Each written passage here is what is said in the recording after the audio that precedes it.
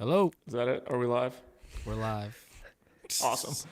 What up, everybody? Josh, you're actually going to have to remind me, what episode number are we on We tonight? have made it up to episode 229, Okay. which is pretty awesome. This is episode 229. It is a little bit different. Matt is not in Leicester right now to produce. He's actually on a flight currently somewhere for work. So we kind of have our makeshift show of Staggered Stance. But, anyways, this is episode 229. Welcome, welcome, welcome. Thank you for joining us. This episode, as always, is presented by Titan Disc Golf. We're super stoked about Titan's partnership this year. As you can tell, Josh and I are both wearing the hats, and Ben has his hat right there. Go to TitanDiscGolf.com, shop over 35,000 different discs. MVP has the bottom prices on there, but also code Stagger Stance is going to get you 10% off of your orders. They have tons of cool stuff. He's even got old Paul Macbeth destroyers in his shop. He's got a bunch of collectibles. So definitely check them out online. And then if you ever get a chance to go in person now to the Iowa area, definitely go check it out. But it's also Matt out on the Disc Golf Pro Tour, helping out with his buddies, caddying, and hanging out. It's good to see his face out there. And we're very, very thankful for his continued partnership of the show. But yeah, I mean, realistically, guys, I think super exciting weekend of disc golf. Pretty sure we can get back right into it. I do want to put a little disclaimer out there. I am officially back in Massachusetts. As you can see, I have a nice blue wall behind me, and I'm kind of laggy on my screen. Am I laggy to you guys? Sometimes, but Yeah, you're it's good. not like I think Okay, I but think we're speaking good. wise, we're good. Awesome. Yes. Yeah, I'm in my new office, which currently all it has is a rug, a desk, a computer, and empty walls. So I might sound a little bit echoey tonight, but we're gonna roll with it. So, anyways, we had the DGPT event, the Waco Annual Charity Open. It was played all at Brazos East this year. No Lake Waco, which I personally think is a great change. I actually love watching this course. I do love how it's a very tight battle every single year in and year out. It's very, very fun to, I don't know, kind of watch the birdie or die kind of disc golf. Yeah, we've heard Simon say So it in the fun. past. He kind of wishes more tournaments were par three style based. I think this is the closest thing that we get to really legitimate birdie or die. I mean, we've got 200-foot holes out there. We've got 500-foot par fours. You know, we've got a pretty straightforward course that has some teeth in the woods. If you're off, it's definitely going to be a brutal round. But if you're on, you see players go out and shoot, 11, 12, 13 down. And then we even saw 49, 15 down from Jake Mon, which we will talk about in just a little bit, kind of comparing that to the 29 Macbeth round. But realistically, we'll jump right into it. In first place, as everyone has probably seen, spoiler alert, Adam Hammes in the MPO division bangs about a 38-foot putt to seal the deal, winning the tournament. One stroke over Simon Lazat, and then 3 strokes over Nico LaCastro, Evan Smith, who both had incredible rounds from, I think, the chase card and maybe even third card. I think Simon was on the chase card. He had birdied hole 18 to kind of put a lot of pressure on. And then Adam, if you guys watched it on the video, Adam based it on hole 17, literally off of the base, put it to 5 feet, got the birdie there, and then left himself in a great position to make a putt on the final hole. He was able to do so, just averaging probably right around the 1058 to 1062 mark, if I'm doing some quick math with it. Some notable names, just kind of, this wasn't our normal top 10. I feel like it's not the same people that we're talking about week in and week out. I mean, we've got Nico LaCastro, who we haven't been able to talk about a ton in the past, but he is actually a previous winner of this tournament. Evan Smith, who's there, but we don't really see him in the top 5, top 10 on the Pro Tour right now. But then Andrew Marweed had an incredible final round. Evan Scott, who's got a Silver Series win. And then we see Argan Burr. We've got Grady Shue, Greg Barsby, Calvin Heimberg, all at that tied for 5th place. So there were 6 of them tied for 5th place, all taking home $1,700 a piece at 26 down. And then just outside of the top 10, you got your James Conrad, Anthony Barella, Paul Macbeth, all tied for 11th. And then our local boy, who we're actually going to get on the podcast in the next 14 minutes, Paul Krans, jumping up into 14th place. Incredible final round, just an incredible turnaround this weekend for him. It was great to see him and Harry Chase. Actually, we got to see, shout out Harry Chase, got to see an awesome putt by him on the live coverage on hole 18 to actually secure last cash for him. So I think that was 43rd place. And then actually Casey White was in that last cash spot as well. And then I know we don't normally do this, but then you have such a, say, is an easy course on the Pro Tour standards. And so kind of looking let's go to the bottom of the list. Colton Montgomery, previous winner of this event back in 2020, unfortunately didn't have a great tournament. Luke Humphries, who's played incredibly well out here, didn't have a great tournament. And then just some other notable names as you go down there, missing the cash mark. I don't know. It's kind of, like I said, it's kind of cool to watch a tournament played on a course where it is very, very birdie or die. There's multiple eagle holes. I mean, we see Adam Hammes on hole 7 putting it to 15 feet. Anthony Barella, the first round on hole 16, putting it, a park job. So we have a really, really cool mix of variety out there, but definitely want to get as many birdies as you can. Jumping over to the FPO side, making her 2025 Disc Golf Pro Tour season debut, Kristen Lott, taking down the win by 7 strokes. And then my pick, who I thought was going to win this event, in second place was Holland Hanley. And then rounding out the top 3, the Henna Blomroos, who threw the disc extremely well. Just one thing that we always talk about, just had some putting woes out there. Hole 3, I think it was the second round or even the final round. Just kind of, I think they said she'd 5-putted it and then finally ended up and finally making the layup. But for the most part, just still having those putting woes. Rebecca Cox had an incredible 56. Last round, it was 1035 rated. That jumped her up actually into 8th place. And then some huge, I don't know, kind of was really, really impressed by it was Jessica Weiss. Actually, she ended up finishing 6th place. Didn't have a wonderful last round, had a great first 2 rounds, but was really impressive to watch on the coverage, her backhand, forehand, and actually her putting, which is what you would say is kind of the bad part of her game, was really good that event. But then you have some other player, Madison Walker. This would have been a great week for a pop pick of Madison Walker. You probably would have gotten yourself at least 21 points, 22 points for a little Madison Walker pick here at WACO. So that's actually who I'll go in at Open at Austin, but we'll talk about that in a bit. And then, kind of just jumping down the list, you have your Evelina Salonen in 14th, Silver Sirenin in 13th. Cadence Burge was a great pick up at the 10th spot. And then our big notable names in the sport, I mean, Paige Pierce in 15th place. This was Katrina Allen's first event back since kid. She ended up 34th place at just 3 strokes out of cash, but first event back, was good to see her out there. And then that's, for the most part, that's pretty much the WACO Annual Charity Open for you. I would say one of the biggest storylines of the event was Jake Ma in the final round shooting a 15 down, which was a 49. Now, I forget if the Pro Tour or the PDGA had posted about it, but realistically, the course is almost exactly the same. I think they said there's about an 8-foot difference in what the footage was between the 2019 year and the 2025 year. We just have some different pars pretty much out there and some more OB. 15 and 16 both have much more added OB than they did in the past. But realistically, a 49 and a 49, they said if they had readjusted the pars, it actually would have been an 18 down round. So that was pretty awesome to see it at Jake Mon. Just first 2 events of the year coming out absolutely firing. And DGA kind of putting themselves on the map with Evan Scott and Jake Mon out there. That was pretty awesome to see. And then, I don't know, it was a super tight battle going into the final round. Adam Hammes had obliterated the first 7 holes, I think shooting 5 or 6 down, and then went on a little bit of a par stretch going from like holes 7 to 12, just parring out right there. And those are kind of holes that you really, really want to get the birdies on. And then we kind of saw Calvin and Paul Macbeth walking away with things. And then all of a sudden you get out into the Open again, and holy crap, here comes Adam Hammes. It was just like an all of a sudden thing. Calvin made some pretty massive mistakes down the end of the tournament. Hole 17 was a big brutal one, going OB off the tee pad. Or was it OB off the tee or OB on the second shot? Do you guys remember? Second shot for Calvin, yeah. Last round. Last round. He just threw it straight into a tree. Also, straight to Dachshund. Yeah. Dachshund. Is he in the chat? Yeah. He's in the chat.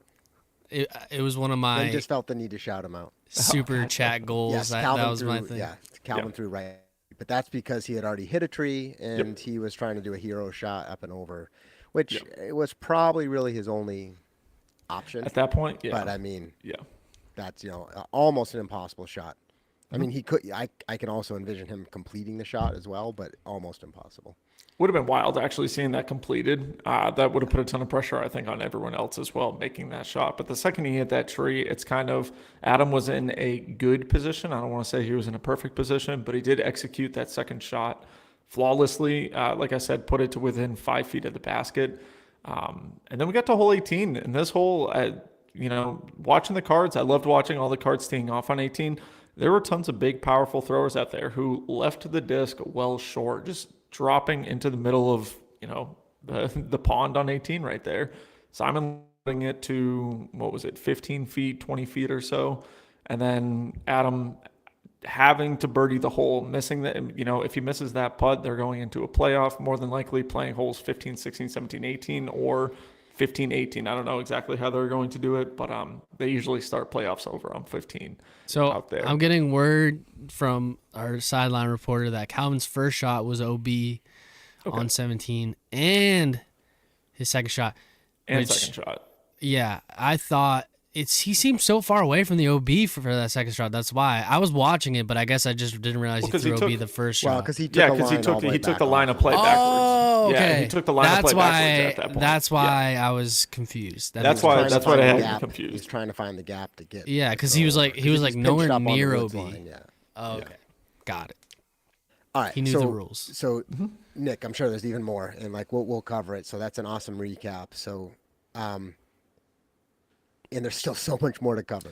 We have interviews coming up, and I want to actually drill into, because there's more storylines from both FPO and MPO, and I think we'll get to that. But you talked about the course, WACO. What's interesting about this course, well, there's lots of interesting, but we're really familiar with it because we've been going there for years. And yes, Lake Waco's been mixed in, and there's been small tweaks, but to your point, the course, for the most part, is largely unchanged, other than changing pars, right?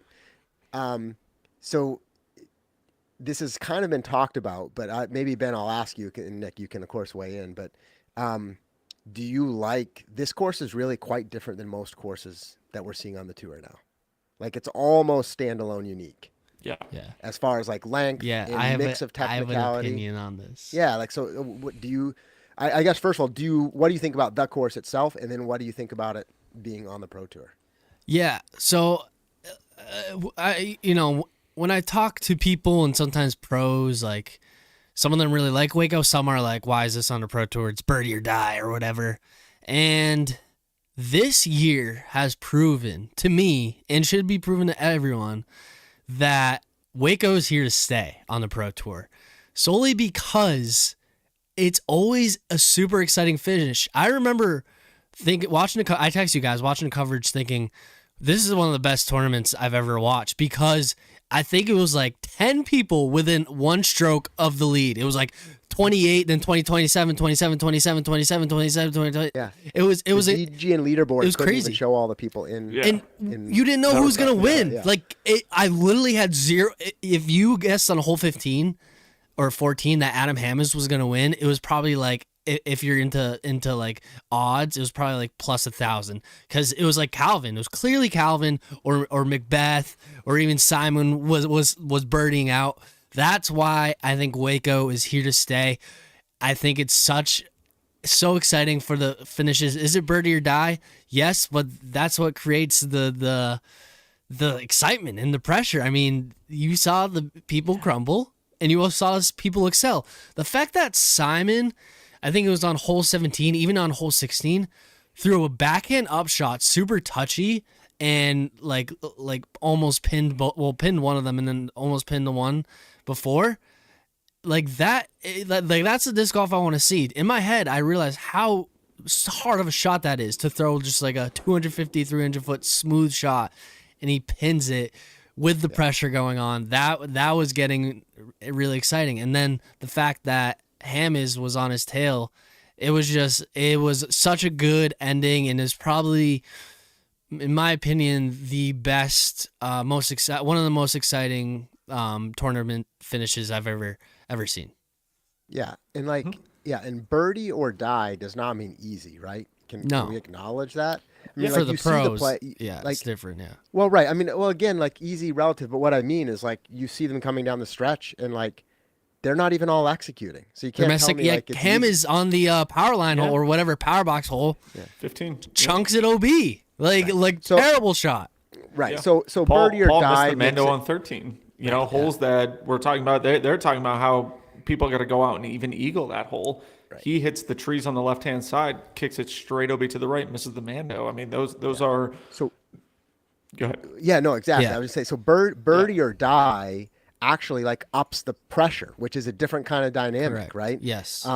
So yeah, I'm kind of with you. I mean, Ben, like I don't think I love variety on the tour, right? So that's like, so give me this. Like I loved it. So I'm with you, and I've been that way for years with Waco. Like exactly. Like I get excited for Waco in a different way because I'm like, ooh, we could see some different players push up the leaderboard. It's a different skill set. Sometimes pieces, tight competition every year in both FPO and MPO. It's tight coming Well, down the wire. that's what I was about to say. In FPO Yeah. too, we saw Ella Hansen basically have like she's gonna win the tournament and crumbles it away every single year. It on both sides. It's exciting. Yeah. I mean, not So this year for FPO, but it's been in the past both sides where it's been like Usually you have no have an idea who's exciting gonna win finish. until whole 18. Right. So I would even be fine if we had one or two more events that were in the genre on the tour. That's how much I like it. I don't think I'd want more than that because I also want to see Yeah. like all the different dynamics, like, you know, all the different kinds of courses. Even it's okay to have like, you know, the ball golf style course in there as long as they're not overcompensated that direction. Because it kind of makes it interesting to see which players, you know, can show different skill sets and strengths and weaknesses. And if we get biased towards any one particular type of course or play, right, then you start weighting the outcomes. Nick, you've been there. How much does wind play a factor at Waco? Just about every single year and every single round, there's some pretty gnarly wind. I think I've been out to Waco 3 times now, 2020, 2021, and 2022. 2022 was obviously my fun year, playing well the first round, but that was 25 to 40 mile per hour winds bright and early in the morning, and then it only got progressively worse throughout the day. So just about every single year, it's pretty brutal, and you kind of hope that, I like playing in tailwinds. So for me personally, I kind of hope that holes 13, 14, 15, 16 all play in a tailwind, and then 17 and 18 play into a headwind. Now, I know a lot of people prefer it differently, actually, regardless of which I'm not reaching 18 comfortably, so I never really tried going to it, whether it was a headwind or a tailwind. But yeah, it's something we even heard it in the coverage all weekend. You hear those massive wind gusts. They had massive windstorms, dust storms, everything like that throughout the weekend, and it does play a super factor out there. Fortunately, I think they had some warmer weather this year. I know in the past it has been super cold at times, but it looks like it was actually pretty warm this year. But yeah, wind is a huge factor at Waco. I mean, even every like you single step year. up to like hole one, which does not, I mean, for me, that looks intimidating, but I don't think that's an incredibly hard hole. But as soon as you add wind, like, Yeah. right, the dynamic changes. So I think Oh that's yeah. fun too, because you talk about a shorter course, birdie or die, but you also have conditions, right? And yeah, maybe some rounds and some years you don't, Yes. but like you're mixing all that in and it creates a lot of crazy dynamic. And to Ben's point, just like having really crazy tight competition, people always talk about scoring separation on holes. So like at the end of the day, you actually do want your scores to spread out. But that's why I'm saying like a couple times a year to have like 10 people, and it's not like it's fluff. It's not like 10 people are just good and they're at the top. It's like 10 people are having to literally like fight it out on the last Birdie 3 or out. 4 holes. You have to birdie Yeah, out. right. That's what Simon Right. did. So like that kind of pressure is fun because, you know, I would love it if we get to talk to like Adam Hammis, but it's like, what kind of pressure is there when you're coming down that stretch? To the putt too. Like, yeah, like it's like, you know, you have to do that. Whereas we don't often see that on other courses inherently. Sometimes other courses, if the competition's great and there's 2 at the top, they may feel that pressure to birdie out. But it's not because the course is like delivering that to us. In this case, it's like almost guaranteed, right? At this course, just because of the nature of it, which is a lot of fun. So I love it. You know, maybe give us 1 or 2 more times with Waco, you know, or something like that is what I'm really getting at. But anyway, pretty cool. No, I totally agree. Yeah, go ahead. Waco's one of those courses where, in order for it to be to kind of add the challenging factor to it, it's the same thing like Fox Run out in Vermont. Those are courses that are designed to be played for the pros in the wind. Like, don't get me wrong, there are incredible courses all around the country. Waco is a very, very, very fun stop. I actually love playing that course in the past. I love watching that course in tournaments nowadays. But it's definitely, it's not the best course. Like, I wouldn't even put it in my top 10 of courses that I've actually played before. Yeah. But it works for what it is. It's a very, very fun tournament. The crew out there does an incredible job of making it enjoyable. The Waco Bridge with the fly mart and everything like that, the in of itself is very, very fun. But it is one of those courses that is designed kind of for bad weather conditions. And the reason I bring up Fox Run, now we're talking about my favorite course personally in the world, but if you take every single pro and you give them 65-degree weather, 70-degree weather, and no wind, people on Fox shoot 13, 14, 15, 16 down. You might even see a 17 down out there. Like, it was the same thing with This Side of Heaven out in Jonesboro. The players are too good for some courses. Add a little bit of wind into it, and those more open courses with a lot of that OB now become a lot more difficult. Waco's kind of the same way, where when you're in the woods, you just try to get as many birdies as you can, maybe pick up an eagle or two. But the second you get back out into the open, they're not easy holes. Hole 12 is hard right before you get into the open. Then you get to 13. We see players missing Mando, throwing OB. That should be one of the most birdieable holes out there for them, but it still has its teeth. And then 14 is not par3, depending if you're playing in a headwind or a tailwind. And then 15, obviously 15, 16, 17, 18. We see every single year have some massive scoring separation. Paul went from 3rd place to 11th place. Yeah, pretty quick. Just in the stretch of 5 finishing holes. Yep. And, when you look at it, 3rd place took home $3,100. It was a tied, 2 people for, and then 11th place was $1,000. So it's $2,100 just in a 5-hole stretch. That was kind of gone. And by the way, like I agree with the moniker birdie or die in this case, but it is, you're mentioning Paul and how he fell down the leaderboard so quick. What's really intriguing to me is Adam Hammis did not birdie or die in that final round. He didn't. And he still won. So this is why, there's more happening than you think. I mean, obviously he had to earn his position to be able to kind of withstand that, but he had a 5-hole stretch that were pars. So he didn't bomb them, but they were pars, and that doesn't usually quite get it done when you're in the back 9 trying to win Waco. But he did it. And by the way, I know the chat's all into it, and we are, or at least I'm going to raise the topic of. I just said he earned it, and mixed opinions about saving himself 1 or 2 strokes in round 2 with the OB call. We'll come back to that. So there's a teaser. We're going to come back to it, Nick. So I'm sure you got an opinion, but. So lots happening in that tournament, lots of fun stuff. It's kind of like catch your breath when it's done. It's like, wow. And we didn't talk as much about FPO. I think the way the final few holes played out, it didn't feel as intense, but honestly, it was a really good event as well and really close. Even Kristen didn't truly run away with it until kind of the end. It's one of those things when you look at the final score and you're like, all right. I don't think it was ever at risk. And so that's a story too. So I want to come back and say, so here's Kristen, first tournament back on the tour, right? She skips Florida, gets a couple extra weeks, barely gets in the country. I say that kind of jokingly, but she posted about worrying about some of her travel arrangements.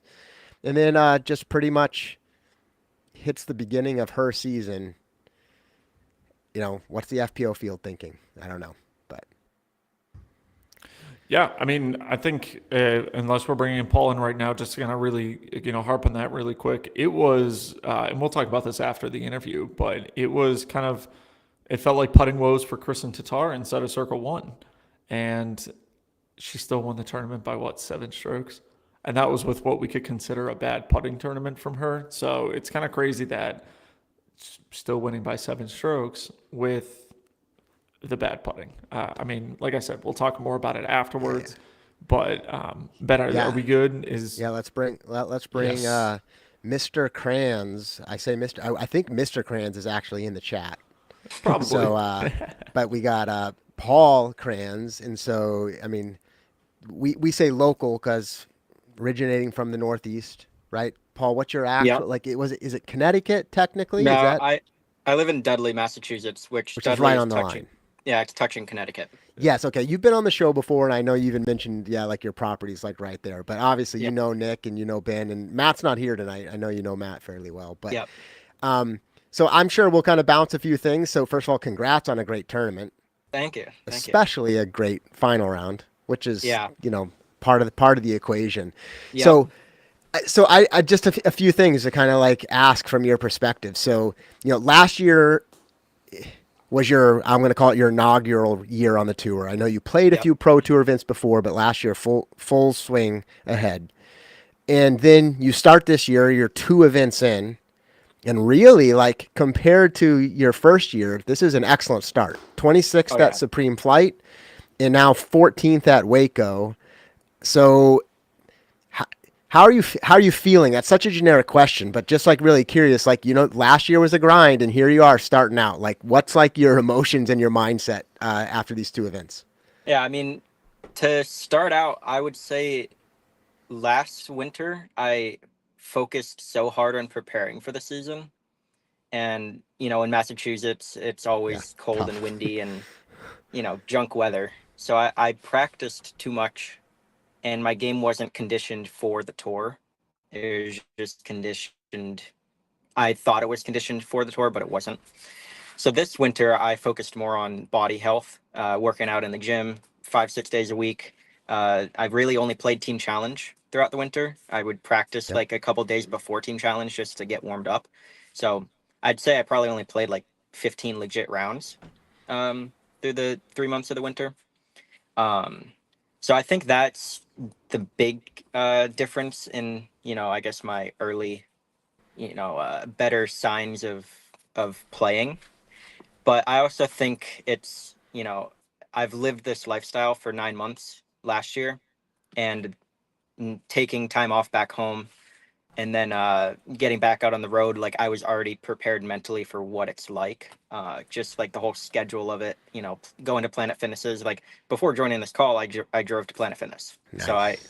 I'm at my home for the night. But yeah, just like understanding the whole life of it is a bit more easy, I guess. So that takes a lot of stress out. I also built out my van, which I'm currently in. So the sleeping arrangements, the cooking food, that's all been a big factor.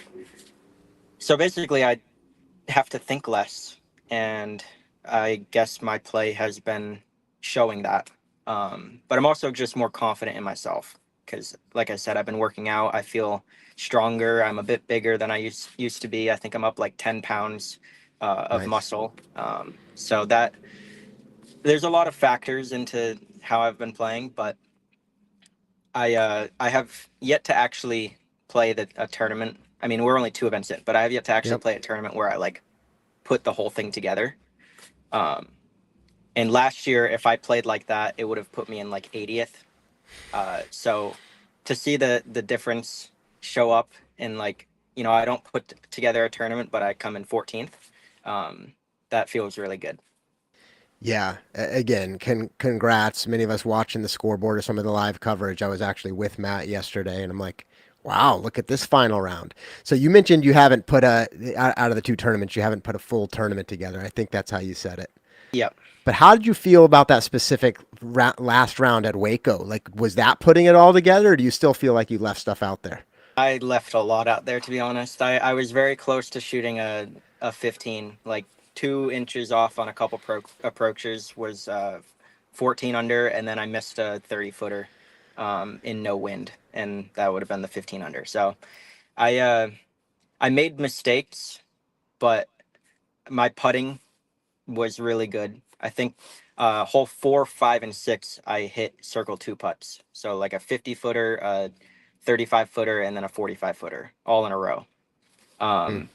So my putting was definitely on, but honestly, it didn't really feel like I did anything too special. Just smooth sailing throughout the entire round and uh, didn't make any major mistakes to give me a bogey or anything. Yeah. Sometimes those, I mean, I'm speaking from general experience, not at the same level, but those rounds where you feel like you don't do anything special, sometimes are the ones that are just like you're kind of locked in, right? Right. That like whether it's Yeah. that flow state. But and also like a true disc golfer, Paul, like we always know we leave strokes out there, Yeah. right? And you saw Jake Mon did throw a 15 down, right? So Yep. there were a lot of Yep. hot rounds going down even around you out there. Yeah. Um, so what's interesting is you talk about your adjustments from last year. And I kind of hear this theme of like, all right, so you have experience and you've adapted. So you've changed some things, right? Everything Yep. from your food and schedule and your tour plans and whatnot.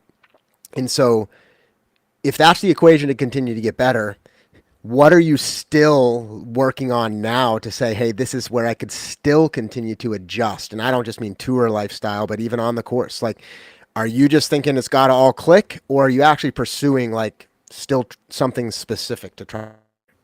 Yeah, the biggest thing that I'm pursuing is staying consistent in the gym. So even during tournament days, like after round one, I went to the gym, worked out.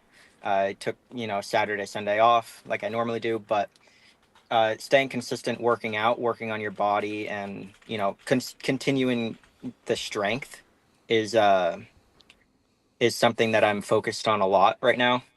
But overall, it's kind of just, I guess, taking it easier throughout the whole tournament, is not really like thinking that it's a big deal. It kind of sounds weird, but Yeah. just like relaxing. That's something that I'm, the mental side of it is something I'm trying to figure out more. Yeah. Oh yeah. Well, just about every pro we interviewed, literally, regardless of the level, obviously we all know mental game is such a big part. And the interesting thing about mental game is it's unique for everybody. Everybody has to adapt differently. Yeah. So, but maybe we'll come back to that. But from a strength standpoint, because that was your answer, you're trying to be in the gym and Yep. kind of keep that consistent. What made you like think that was worth pursuing? Was it just something you felt, or did anybody like suggest this to you, or like what led you down that path to get stronger and to be working out? I busted my elbow with forehand at leg stone last year, All right. and that prevented me from throwing forehands for the second half of the season. Mm. I'm grateful for it, honestly. I'm happy that I hurt my elbow because my backhand got a million times better, more All right. confident, committed to shots. I added a roller to my game. But once I injured my elbow, like I was like, I can't risk this anymore. And I'm a small person. I'm only 5'5", and last season I was touring. I was like 115 to 117 pounds. So I'm like definitely the smallest person on tour, but All right. I knew I needed to, put on some strength, put on some weight, and prevent injury. And naturally, I started working out with my friend Brad Howard, and he really pushed me, and he made me realize the joy of, working on yourself. So I find a lot of peace from, or I guess it's like a rewarding thing to, spend an hour torturing yourself to then realize that you are improving your overall health. Yeah. Well, I can appreciate that. I'm really big into fitness, especially running, and a big part of it is what you said. It's not only about the exercise, but it's the rewards, the investment, Yeah. and so yeah, that's really great. Are others around you doing this on tour, or do you feel like this is something unique that you're pursuing? So a big inspiration is actually Adam Hammis and his friend group. Okay.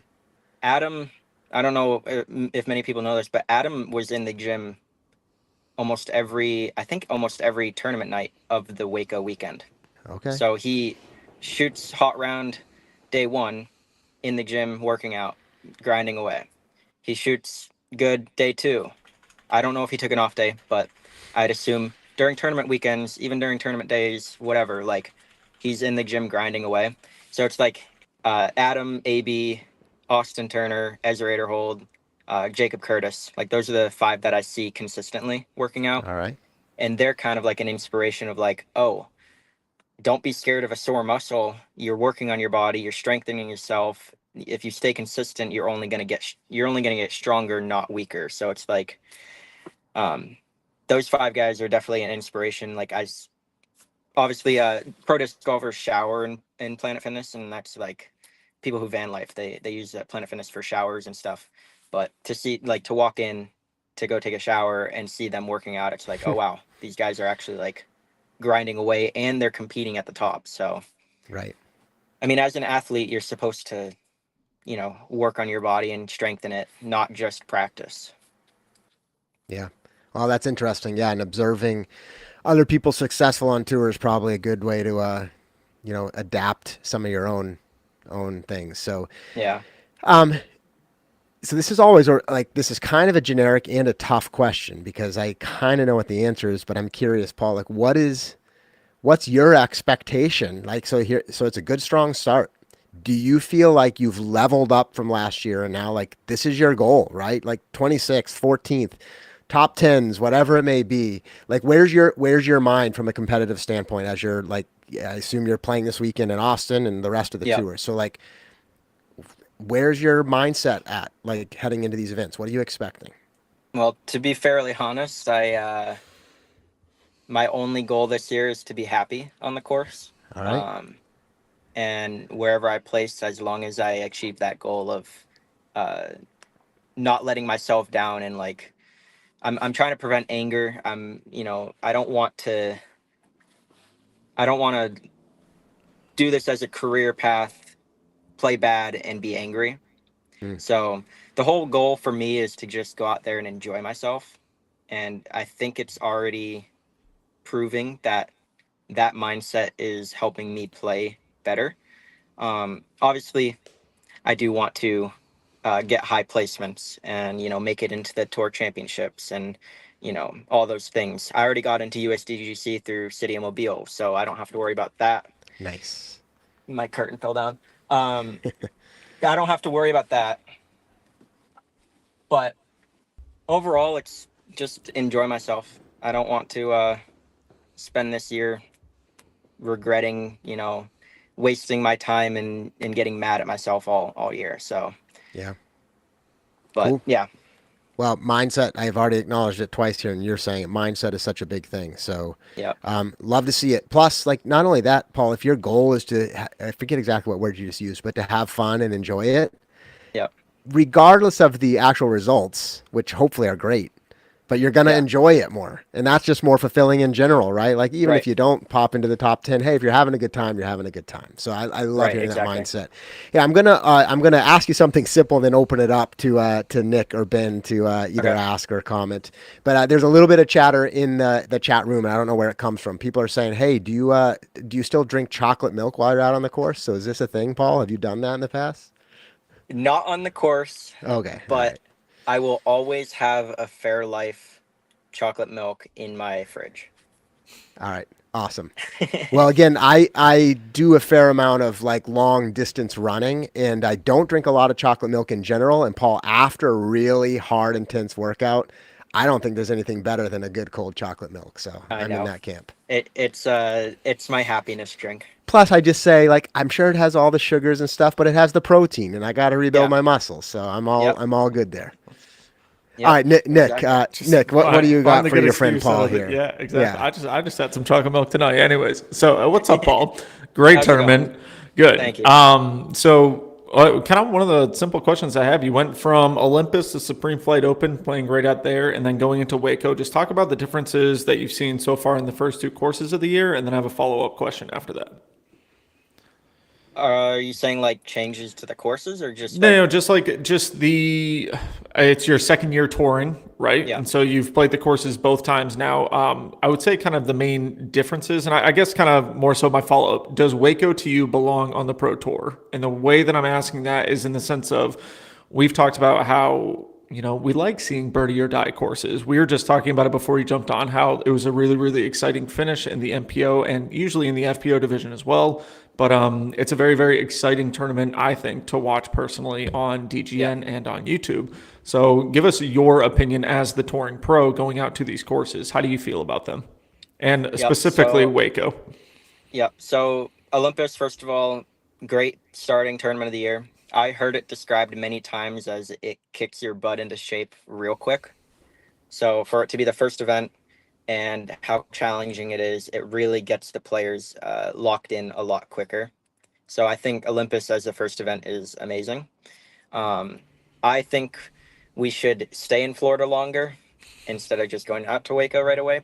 But the Waco course is, I'll be very sad if they ever take it off the tour because it belongs and it is just, it's how, with where we're at in the sport, it's what the Pro Tour needs. We need exciting headlines, we need exciting finishes, we need exciting, leaderboards. And then we also need that type of course where it allows the lower players like myself. I would say I'm bottom half of the tour right now. It allows players like myself to have a weekend and get my name out there in, a more positive way. Whereas like put me on, I don't know, a long open golf course where, AB, Gannon, Simon, they're just going to obliterate me by throwing 550-foot hyzers. Now, I should be a professional and be able to, you know, throw those shots, but I do think Waco belongs, and I also think we need a couple more tournaments like Waco, because having that, Josh. 10 people within 2 strokes of the lead is way, way, way more exciting than seeing someone break away, win by 6 strokes. Yeah. I totally get that. And some tournaments are going to happen like that, right? Like in Yeah. 2019, I feel like Paul obliterated the field here at Waco, obviously shooting the 18 down round at Olympus. Ezra Robinson just played absolutely incredible Yep. out there. So there are going to be tournaments, I think, regardless of whatever course that you're at, that do have potential breakaways going into that final Yep. round, right? Like that is inevitably going to happen just the more that we play tournaments. But this, and dude, you're speaking my language 100%, where it gives, let's say, the more average Joe, the more middle of the pack Pro Tour player, it does give them a chance to really highlight some positive things. And like I said, you're speaking exactly. It was my one tournament that I ever felt like I played around well was at Waco, and it was able to put me, and I get to say it. I played on a lead card before. I played with some top players. I've been on Yeah. Jomez. And that is not something that is going to happen if I go to Emporia Country Club or even like for me, this side of heaven or anything like that.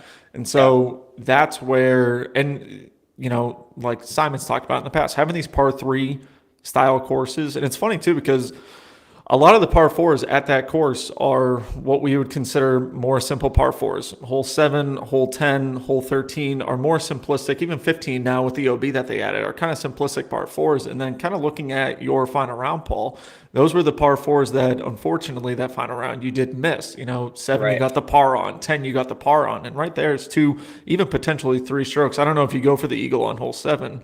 But yeah, that's what personally I've always loved about Waco. It's super exciting finish. Ben said it was one of the best finishes that he's seen in a while in disc golf, Yeah. and I can 100% agree to that. Being at Waco, watching those final tee shots on 18 is a really, really fun experience in and of itself, and it does showcase the kind of, it has a potential to showcase different players at this tournament, which I do feel like is a great thing. And we're New England people, right? Like we love wooded Yeah. courses. Waco does offer a legitimate amount of woods on the course. It's very, very tight. I know the feeling of if you're 5 feet off, it's going to be an absolutely miserable round Yep. playing in the woods out there. But if you're hitting your lines well, it's a super enjoyable round, and it's one of those Yeah. like to me, it's and I was saying this to some buddies of mine in a group chat where it's an incredible A tier course. Like I would love to play A tiers at that course, right? But the way that the Yeah, tournament exactly. staff and the way that everyone kind of gets that tournament going, it does make it a really, really fun Pro Tour event.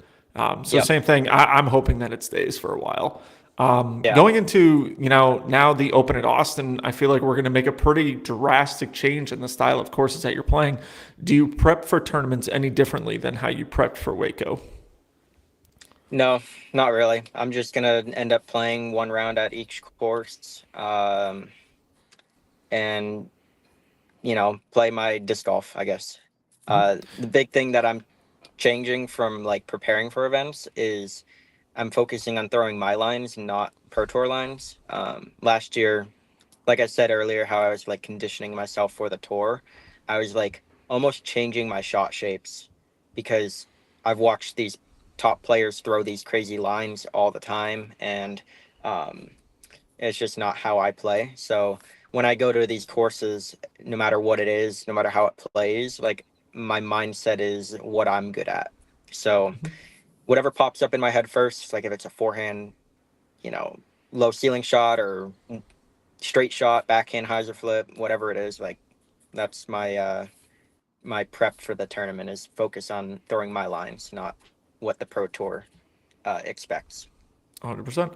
Well, best of luck to you. Ben, I don't know if you have any more things to add, or Josh, any more things to add? Krans is a legend. That's all I have to add. Yeah. No, Ben's the legend. Yep. Yeah. So thanks for joining, Paul. Again, I mean, congrats on a great start to the season. We're happy to have you on here, like, meaning other people can follow along. I love talking to people who are coming up in the tour. And Yep. obviously, you being kind of local friends really helps. But so, yeah, again, congrats. Love hearing Thank your you. approach. I'm not just saying congrats on finishing 14th. Yeah. Really, like, I'm saying congrats on your mindset and approach to this year. I think that will pay off for you in the long run, regardless of the scoreboard. So Absolutely. enjoy it out there. And hey, let's hope that mindset turns into some great on-course performance too. That would be Yep. nice. Yeah, So that'll be ideal. awesome. Well, thank you for joining us, and yeah, Absolutely. enjoy the rest of your evening out there in Texas. Best of Thank luck. you. Thank you, guys. Take it I easy, picked Paul. you to pop, Paul. Yeah. You better pop. Or else. Yeah. All All right. right, Well, adios. speaking of pop, no, you're good, Paul. You Yeah, can say yeah. adios. Then we'll kick He's you just off like, and you peace. can go. So speaking of pop, drop, lock. So, by the way, anybody in the chat wondering, we're going to come back and talk about a few spicy topics. We're just going to get through some things that are important. So pop, drop, lock. We do not have our normal bells and whistles and our fancy like music and transitions. Wah, wah. That's all right. Wow, wow, wow. But this segment, we're going to talk about results from WACO because we've been talking about that. We'll go quickly. We'll save our picks for Austin just a little bit later in the show. But the show is obviously brought by TitanDiscGolf.com. But Ben, who presents our pop drop lock segment? Hooligan I know the answer, but yes, look, I got the discs. matching hat, and I'm just not going to switch hat while I'm on the show. But like, love their merch. Honestly, it's like one of my favorite hats to wear. But yeah, and all their discs, and the fact that they support the show and pop drop lock is really awesome. So go check them out. Please go check I mean, them you were out. basically like at their place for For a while. month for Disc South. Yeah, they got a lot of new exciting things going on, new molds and manufacture, and well, sort of new manufacture. But yeah, they're an awesome company. Shout out to them for sponsoring, and go buy something and use code. Do we have our own code? If not, use code I don't Ben10. think we have our own code, but if you play Yeah. Pop Drop Lock and you win, You get stuff. You get You get stuff from them free, for but free. if you Yeah, don't so the win, code in and you of could itself also use right the there. code Yep. Ben10. And because I'm looking Ben at the front end, I don't actually have the official name, and we kind of do these masked names in our system, and so I don't know who this is. But the winner, the top of the leaderboard for WACO, Imaginative Barracuda, 8036. Listen, with points may sound irrelevant, but listen to this. He scored 151, he or she. James Conrad gave 31 points. Jakub Simrod, 54 points. Picked Gannonburr, who finished in the top 10. Picked Madison Walker, Evelina Salonen to drop, by the way, which paid off. And then Kristen Lott for the lock. So, I mean, like, this person was like cruising. Almost. So unless you all want to do it differently, I'm going to go through the points because I've got them written down here from this week for the show. And reminder to everybody, it's really simple and fun. We just mentioned it, but literally just go out to popdroplock.com. All you have to do is sign in. It's free. The interaction's fairly straightforward. And Dave Schreck, our developer and partner here, is continuing to make enhancements. So over time, like, it will continue to improve. So for Waco in fourth place, Nick, sorry, but you had 14 points, which put you in 289th place this week, which, by the way, is not the bottom. So just look at the bright side. It's not the bottom. I want to say this. I just want to really quick shout out everyone. 454 people competing in this, which to me is absolutely mind-blowing in and of itself. And now I need to find myself again here. Yeah, you beat like 160 of them or whatever it is. Yeah, exactly. My MPO did awful. I was negative 17 in the MPO side, but my FPO, I went 12, 9, and 10, which is not bad. Not the worst. I would take that in any given week. But apparently, as I'm kind of looking at everyone up at the top right now, everyone knew something that I didn't. Everyone knew that Jakub was going to drop and that Madison was going to pop, because anyone who used both of those picks, absolutely, I mean, it's 76 points just in and of itself right there. So just absolutely blew me out of the water. pretty insane. So I gotta really work on my picks because I'm not gonna lie, I'm kind of All right. awful Well, at you'll have a this. chance to redeem yourself here. So 74 points ahead of you was Ben. Ben, okay, weak. And 47 points ahead of you, Ben, was Matt with 108 points. 65th place overall. And then, what should I say? Yours truly, whatever it is, I came out first. So, hey, that's fun to say. 24th overall, 137 points. Happy with my picks. By the way, I picked Adam Hammis to pop, and he wins. And he was averaging like 30th. I So, know. We not bad. And I doubted. feel like I did a little bit of research there. And then Matty O, though, that's a little bit of luck, right, to get him in my drop. And by the way, I could have more points. I had Paul to lock, and all he needed to finish was top 10, and then he fell out, like you said earlier, Nick. But Just barely. and I did pick Madison Walker. So hey, Yeah, and Kristen. I didn't pick Madison Walker for some reason, and that would have helped me a lot. But So congrats to the winner out there. Other people having fun. It's honestly, there's a lot of different pick'em games, and they're all fun in their own way. I like this because it creates a slight spin on what you're trying to think about, literally up and down the whole leaderboard, not just like podium. And it's honestly really simple. Like you go out there and you do 6 picks and save it. It's not the same concept, but it feels a lot like, remember when like UDisc had the partner with like Grip 6 and you could go on there and just like pick players? Obviously, we're doing a different game, but it's like that simple. It's like go out, there's 6 drop downs. The names are already in there for you. Pick them and see what happens. So get out there and join us. You can win some gear, some merch. And by the way, now that we are 2 events in, there is a season leaderboard. And I think we've got a little bit of development cleanup to do, but the numbers are accurate. And so, right now, the top gets to play around with Simon Lazat at Maple Hill with us. So it is not too late because there can be 100-point swings on any given week. So get in there. Not too late to join, especially if you're trying to get the season leaderboard. So we're going to come back in a little while and do our overall picks. But fun. It's fun to kind of watch it. And by the way, also we're updating it after each round, which doesn't give you any other points, but it is fun to see like, hey, how are you doing after round 1? yeah, How you doing after that's round what 2? I like. I would always check. Yeah, I agree. It's actually really a lot of fun. A little bit of added work on the development side, but it's really fun to see that.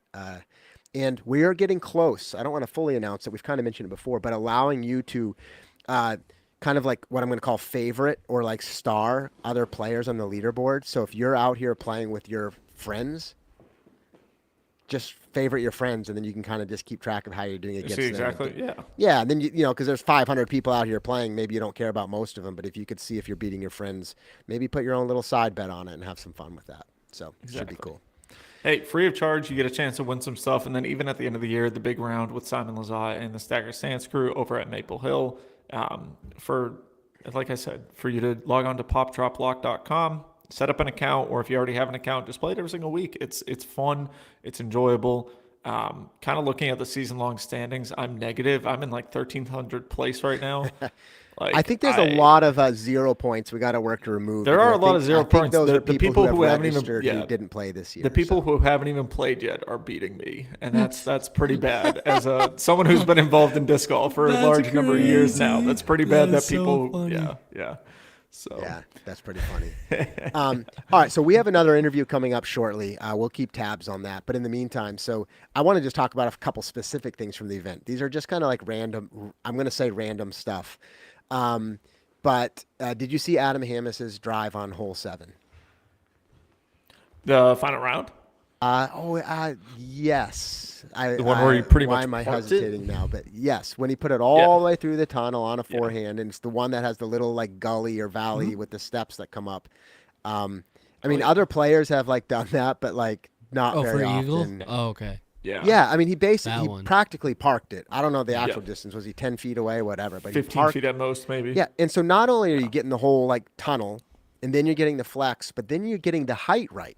Because you got to get up over the steps to stay on top. So like all of that is just, I don't know. I love seeing shots like that where you're just like, that's the one. It makes me smile. Yeah. So a big time throw in a big time position. Final round, you get the eagle on a hole, take the box. I mean, it's huge. Yeah. And it's a very pretty shot to watch too. It's that hyzer flip forehand, get a little bit of turn out of it and pushing the whole time. and getting it. I mean, it's a over 430, over 440 foot hole, I think, realistically, 429 feet. So for him to put it there, that's a pretty incredible forehand. Yeah, that was awesome. All right, so did you see this? The spotter accidentally keeping Ezra Robinson's throw inbounds on hole 17. Yeah.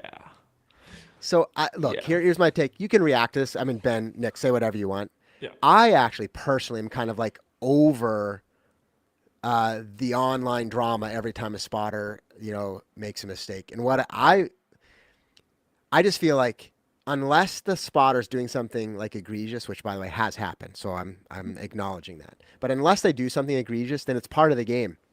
Every sport has like some kind of like variable, whether it be like something. So, I would like it if they continue to try to minimize impact. That one was just kind of like tough and almost comical. I mean, you hate to see it because it impacts the results, but you're also like, we're literally humans playing on a disc golf course with every hole is unique in its own variety. And if we choose to put a spotter there, then that means that is now part of the factor of that hole. Mm-hmm. I don't like it, but I'm just kind of like, it's not worth arguing or debating. But yet I bring it up as a topic. So my take on it is pretty simple. I mean, we saw it happen over at Olympus. We saw it happen now here at WACO. Hopefully it's not going to be something that we see at every single event. Yeah. But like I went out and watched a like single A or double A hockey game a couple nights ago. And there were a couple moments where the referee in the ring kind of got in the way, kind of was a hindrance. And I know there's 3 of them that are in the rink at all times. And it's just such a fast moving thing that, hey, that's going to happen. It happens in every single sport where there is a potential chance for some interference. The way that I see it to where that could have been completely avoided at WACO on hole 17 was the spotter was in a position where he or she, and I think it was a she, where they could not move very easily.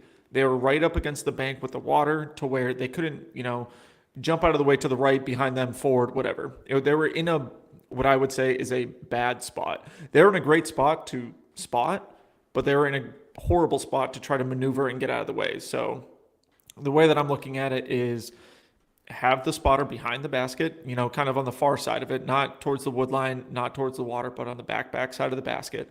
And then when a shot is close to going in, okay, now you start walking towards it. Once the shot is up in the air, you can kind of play dodgeball with it, right? But if you're in a position where you can barely move your feet because if you move backwards, you're going to fall into the lake or whatever, you're not in a good spot. You need to be able to move out of the way. And that just was not what happened on that one.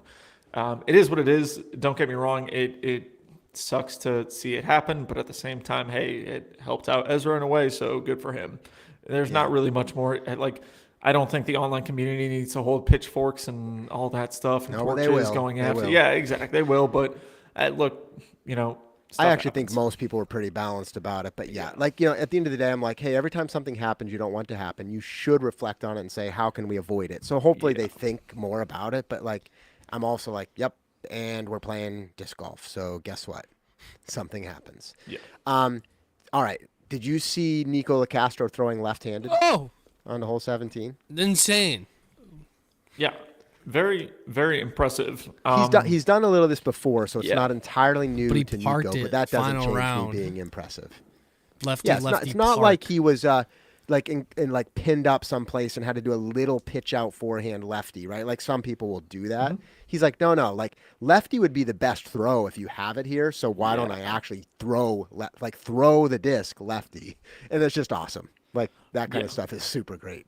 It's impressive. I mean, it's, remember when we saw that at European Open with Eagle McMahon on hole 2, throwing the big lefty Heiser shot. And it's such a very impressive feat. I am the worst. I would say, can either of you do that? No, me neither. No chance. I would literally look like I've never played disc golf in my life. Yeah. It would be very, very bad. And to do it on camera, to do it at a Pro Tour event, to have the confidence to be able to do it multiple times in a round and then even execute and capitalize on birdies with it is pretty wild to me. It's just impressive, Yeah. Which is again, it's fun. Because he's probably only throwing the disc, 300 somewhat feet? 250, 300 feet. Like we say only, but at the same time, in Pro Tour distance, it's not a big distance, but to do that with your offhand, just that in and of itself, I think is pretty sweet. Yeah, super cool. So I want to move, and there's other stuff, by the way, to talk about in MPO, but we've been, maybe because the tournament wasn't as crazy exciting down the finish, but we've been neglecting FPO tonight, not on purpose. We just barely Not on dabbled purpose. in that. But how about Rebecca Cox with a screaming hot round in the last Huge round, round. throwing 11 down and kind of spiking Yeah. the leaderboard.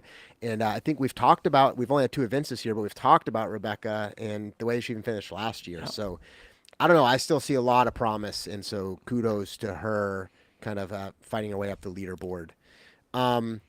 I think this was, and kind of just harping on the FPO side a little bit, I think this is an awesome FPO course. It's very enjoyable to watch. It showcases backhands, forehands, and a lot of great putting, whether it's circle 1 or circle 2.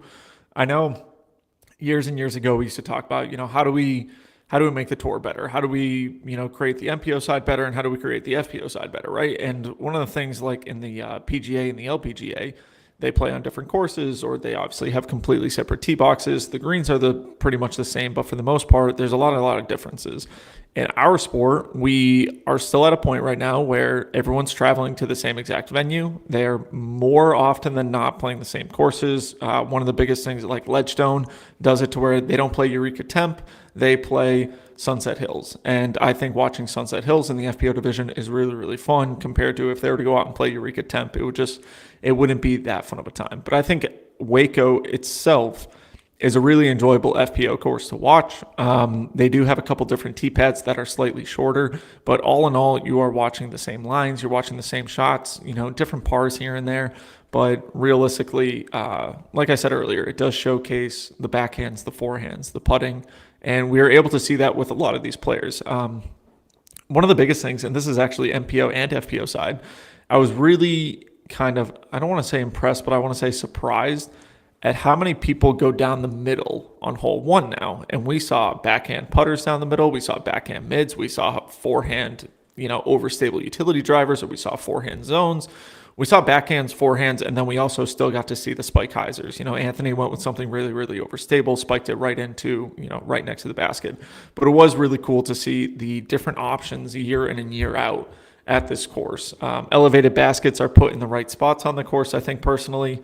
And just for both sides, it was enjoyable to watch. I had the coverage on just about every single day. I was doing a lot of work with family this weekend, but I was able to listen and watch, and it was very enjoyable. Yeah. Yeah, definitely awesome. And you already mentioned this earlier, and so I would actually suggest you and I not harp on this. But man, I am also I guess frustrated because I don't want to talk about this every event, which is challenges in FPO putting, and we should just call it what it is. I'm sure a lot of people are challenged with it, but Evelina and or Henna, and I just I don't even know. I guess I really don't know what to say, because it's kind of like, what are you going to say? I don't think it's a matter of their desire. I don't even think it's a matter of their skill set or practice, if I can say that. I think it just appears to me a mental challenge. Often in sports, we call it the yips. There's something going on, right? Which is just kind of like there's some kind of blockage about being able to finish those putts that we would traditionally call easy, and some of them almost like the gimme range. What am I going to do as an analyst here, except to say I actually hope they can clean that up, because on the tournaments where they do have it cleaned up, it's just so much more exciting competition. And it is what it is. It's part of the game. So I'm not dismissing it or whatever. I'm more rooting for them. That's kind of my comment. I'm I hope we don't have to keep talking about it, because I hope they figure it out. But it is kind of tough. And it's making an impact on their event standings and their payouts, and so it's a real deal. A lot of pressure for them, I'm sure. Yeah, it's definitely it's something that we don't need to harp on every single week, but it is something that I think we do need to talk about. But Josh, I think you hit it perfectly. Wait, what? How do you see him? Oh, Hey, my guys. bad. You put him on. Oh, crap. I didn't mean to I'm do like, that. hey. Anyways, all right. last thing before we bring in Adam Hammis, I guess. But I think it's a huge mental thing. Both of them, you can watch them practice putting outside of tournaments, and they're both actually extremely good putters. I've seen Evelina, putt after putt after putt, make them. But the second they get into the tournament, it's one of those things where it's like, hey, this is one of my big struggle points, and here we go, we're back at it. And then you miss that first one, then you miss that second one. You're like, oh gosh, now it's a downhill trend from here. So somehow working out the mental yips with it, I think will definitely help out the physical yips, and then a little bit of form change right with it. I think almost everyone can improve on their form in some sort of degree. So that's also something. But enough about FPO putting. This is exciting because we actually didn't know if this was 100% going to happen. But hey, Adam Hammes, 2025 WACO Annual Charity Open winner. Good buddy of mine, Team Discraft sponsored player. Talk to us, man. How are you feeling right now? I'm feeling really good. I finally got WACO under my belt. Yeah. Losing 2 years ago to Kyle from the chase card definitely stung. So to finally to take it down feels really good. We were just talking about your big shot over on hole 7. I mean, we're going to kind of recap the whole tournament with you, right? But talking about some big shots in the tournament, 7, 17, 18, obviously, to seal the deal with it. But realistically, give us that last round. Kind of talk to us about it. Really, really hot first 7 holes. Cooled down a little bit, 8 through 12, and then got back onto the birdie train going into the back half of the course. So give us a little bit of how the mindset was going throughout the whole event. Mindset on hole 1 was a little shaky, a little nervy. Luckily, I parked the hole, so that kind of killed the nerves pretty quickly. And then, obviously, I think my goal was to birdie. You know, I was out there, you have to birdie as many holes as you can. You can't, like, pars feel like bogeys at that tournament. So I was 3 for 3, super happy, went to the woods, threw a great tee shot, and then started to botch an up shot. And then it proceeded to a missed 15-footer with weird footing. And yeah, I had to regain focus. I made a really nice putt on the next hole, another nice 25-footer on the following hole, and then we got to hole 7. I was like, the wind's down. This is your opportunity to grab this eagle. You did it in practice. We have to go for it. We have to press on these guys. You know, I think that was kind of like the moment in the round where I wanted to like set a statement and just see if I could get the eagle. And as soon as that disc came out of my hand, it felt pretty dang good. Yeah. And then after that, I went on a 5-hole par streak, and I thought the tournament was slipping away hole after hole. And I don't know, it was just a weird round. I thought it would take a 13 under to win the tournament, and we all made like weird mistakes like the whole day, and we never had to get to that crazy number. So yeah, I don't know. And then when we came out of the woods, I told myself these holes are not that hard when it's not windy. If you can birdie all of them, I think you'll win the tournament. And I only parred one of them, and it was a slipped out Crystal Raptor shot that went straight over the fence. And I thought I gave away the tournament right there. I was super frustrated. Luckily, I got up and down, and I think there was 2 more pars on the card. But yeah, I don't know. We got to 17. Macbeth told me that Simons tied for the lead right before I threw that second shot that ended up hitting the koozie. And you're like, it probably was added pressure, but I think it kind of like locked me in. I don't know. It was like, okay, like it's go time. I have to either stick this shot or I don't know. I'm not gonna win this tournament. Yeah. And I released that Raptor. I was pinched because I was kind of up on the hill, and there's low hanging branches on those 2 trees that are in the fairway, and I couldn't just throw like a nice smooth shot just like at the height I wanted over the water. I'd either go super low underneath the branches and like risk it flare skipping OB or just getting slammed into the water, or I could throw like a swooping hyzer flip over the water with my flippier Raptor, and I chose that shot, and it was a little low out of the hand. I didn't hit it quite like I was like aiming it like just off the branches. I was like 3 feet low of my spot I was aiming at, and yeah, I don't know. There was a lot of emotions going through my head when that shot came out of my hand, and I luckily got up just enough and skipped and hit the koozie and sat and didn't roll. So Yeah. maybe a little lucky, but also a pretty good shot, I think. Yeah. Yeah. Oh yeah. And then I don't know. Yeah. We're gonna. And then cut it to a 18. good shot. 18, you know, at this point, Simon's in for the birdie, right? Yep. You We have the box. watched it. We're like, all right, yep, just got a birdie. Yep. You have the box on the hole. And so, you know, talk to us about that one. What was the wind like? Was there any wind? Was it a helping wind, a hurting wind? You know, go through all that stuff. It was a right to left. I'm pretty sure. Yeah, right to left wind. So you can kind of throw it like you can throw like a big swooping hyzer with more of a neutral flying driver, and like just kind of stand it up and let the wind work it back. I think that's like the safest play because if you do miss a little bit, at least you cross on the other side and you don't have to throw across the pond again. So I tried to throw that wide swooping hyzer, and I didn't pull it. I just kind of straightened out of me just a little bit, and it didn't quite have the speed and the skip it was going to take to get into the circle. And it kind of skipped. It took a good skip and just stopped at 40 feet. And I walked off the tee kind of laughing. I was like, of course it's a 40-footer. It just can't be a 20-footer. It has to be just like the craziest death putt of my career. which you hit. And Yeah. again, congrats on that. Thank you. So we're gonna probably ask a few more specific questions, but I actually want to take a step back because you mentioned you finally got WACO. You've played pretty well here over the years, right? Like you said, a second, but really, actually, of 7 starts there, at least from Elite Series events, 4 out of those are top 10 finishes, right? Yeah. So like what is it about this course and your performance? Like, do you feel like is there anything either about the course or your mindset that's like pushing you up the leaderboard at this event compared to others? I think this course just sets up really well for me with my zone sidearm, my Raptors sidearm. I can kind of just pick apart these holes pretty easily with a shot that I'm very confident in throwing. And it's also maybe a lot of experience. I mean, we've been coming here since I've been coming here since 2019. So Waco's kind of like a little town. So everything's 10 minutes away. Everything's kind of Yeah. convenient. You don't really have to worry about too much. And it's kind of just like an easier tournament for, in my opinion, on the brain. And yeah, I don't know. I just always found good success there and really like my chances. It's always super weird because if you shoot a hot round, you're you're going on the lead card for the day 2. I think I was already in like 20th place. I was jumped by that many people before I Yeah. even teed off. Yes, which is So crazy. that kind of mental battle is kind of tough to deal with. But yeah, you just got to keep put nose to the grindstone. It's fun. It's fun.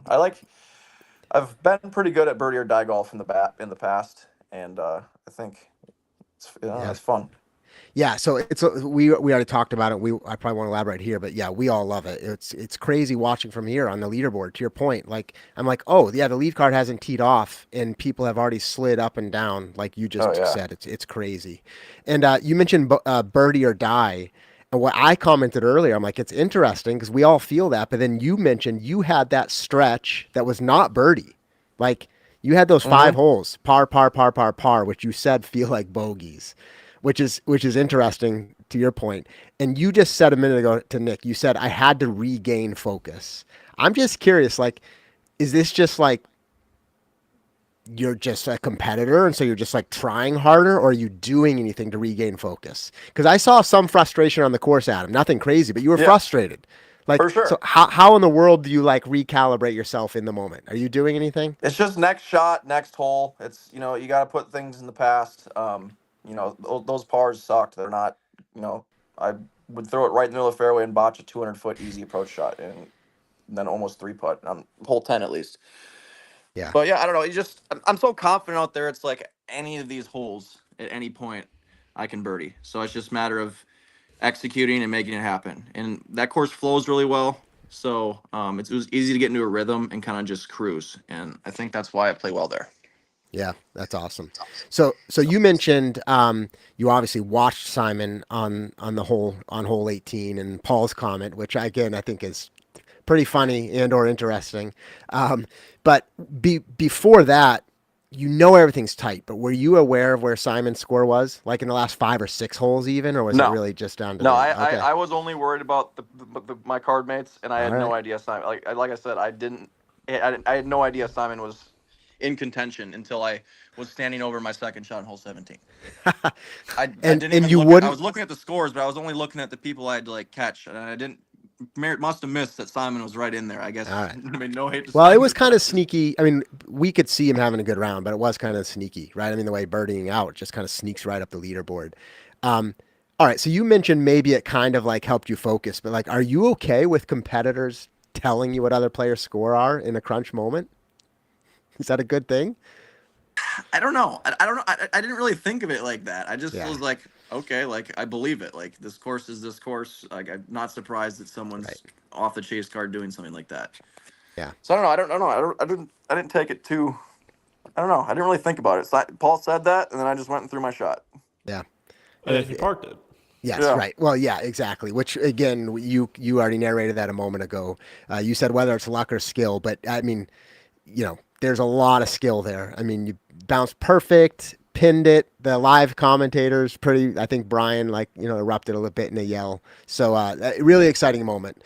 All right. So congrats on the win. It was incredible. This is your 4th, I think, win, right? Yep. So I mean, that's pretty well established. So you're doing great. And you had a pretty strong start to this season already. You were 9th at Supreme Flight and now you have a win. Is there anything different this season with your mindset coming in, or is this just like, nope, it's the same Adam and you're just out here trying to win every event, or is there anything different in 2025? We're only 2 events in, but just curious where Yeah, you're there at definitely mentally. is. I think my physical and mental health is the best it's ever been. I feel like I'm in my prime. If you could say like an athlete's in their prime, I think that's right now for me. So I'm trying to just, take advantage of that and, I don't know. Yeah. um, and then another thing was sorry, I lost my train of thought. I feel like I'm super competitive this year. Like I just want to go out there and just like crush everyone, if you Awesome. will. Yeah, I don't know. I just have this like fighting mentality. I just want to go out there and just play the best I can. I don't want to like, I don't know. Well, for what it's worth, you mentioned, well, that's a great mindset. And then secondly, you mentioned best kind of like physical and mental health. And we had an interview on here earlier. We asked him an unrelated question and he mentioned you. He said he's been seeing you work out in the gym, like even during weekend tournaments. So I think Yep. just kind of acknowledging that like your approach to the physical fitness aspect is often balanced with mental health. I think good physical health also promotes good mental health. So And I then I've think been that's eating interesting. healthier. Obviously, All I've right. been a pretty healthy eater for the most part throughout my life, but I've kind of been a little more strict with it. I think just everything is just shaping up a lot better. Feeling really good physically, mentally, health wise. All right. Yeah, my girlfriend can attest to that. She's been a big help. So That's awesome. Hey, and for what it's worth, like you could probably care less about this, but you're on our show. Like I picked you to pop off this event this weekend, and we have a picks game, so like I nailed it. So nice. like so awesome. Good All pick. right, Good pick. all right. So and now I'm hearing about your approach to your physical, mental health, and you want to go out there and like win every event. So maybe we'll keep riding that train. All right, so Adam, I don't know what kind of conversations you've had, but one of the bigger conversation points besides you winning and the excitement of the tournament is round two, hole 18. Uh huh. So, I mean, I could tell you what happened, but we kind of know what happened. So, like, you stand up there, you see where it lands from the tee. I don't think from the tee box there's any way for you to know if it's in or out. I mean, you see where it's sitting, then you go down there. How does that unfold? Like, just like not even asking for any inside scoop, just literally for us. We only see what's on the Yeah. cameras. Like, what's your reaction? What's the conversation with the cards, and like, how does that go down? Because they end up calling you in bounds. Yeah. So I throw the shot. It sticks in the bank. Spotter goes green flag. I'm questioning it. We get around there and they're calling it safe still. We get up there. It's like, I look at it. I'm like, there's green grass on this side touching my disc. It was literally so close that you couldn't put a call on it. And the camera angle that everyone's seen on Facebook is Yeah, the wrong angle. You have to yeah. look at it straight down, and it was too close to call. And the card ruled it benefit of the doubt. So that's where it went. And I know it's a super close call, and it changed the outcome of the tournament. But it was literally too close to call. And for all the couch officials who are hating, um, the card gets to make the decision, and the card made the decision, and that was the outcome. So Yeah, was there any like disagreement or contention, or did the card pretty much look at it after a minute or two and just kind of reach an easy conclusion? Calvin came up and said, "I think it's inbounds." And then Ezra came up and said it's inbounds. And then Chris Dickerson was kind of on the fence. And I was like, well, it's up to you guys. And they said, well, I don't think we can call it either which way. Benefit of the doubt goes to the player. Okay. So Yeah. that's how it went. All right, that's interesting. So, like, two of them said you're inbounds, and I presume you're going to say it's inbounds. So, I guess at that point, it's kind of concluded. Um, I definitely understand your point about the camera angles, because we're seeing from up the slope, looking down at the disc at an angle when you're looking Mm-hmm. straight down. But there's been a lot of chatter of like the argument of like, well, it was just one of those blades of grass that went under. Like an unpainted blade of grass is sticking out on your disc. Was there any of that kind of conversation, or is that kind of like stupid couch, like talk? There definitely was. There was definitely blades of green grass that were tucked underneath my disc that were, even more than an inch inbounds. All So it right. was just super. The grass was super long right there. It's probably like 3 inches Yep. long. So it's super hard to kind of.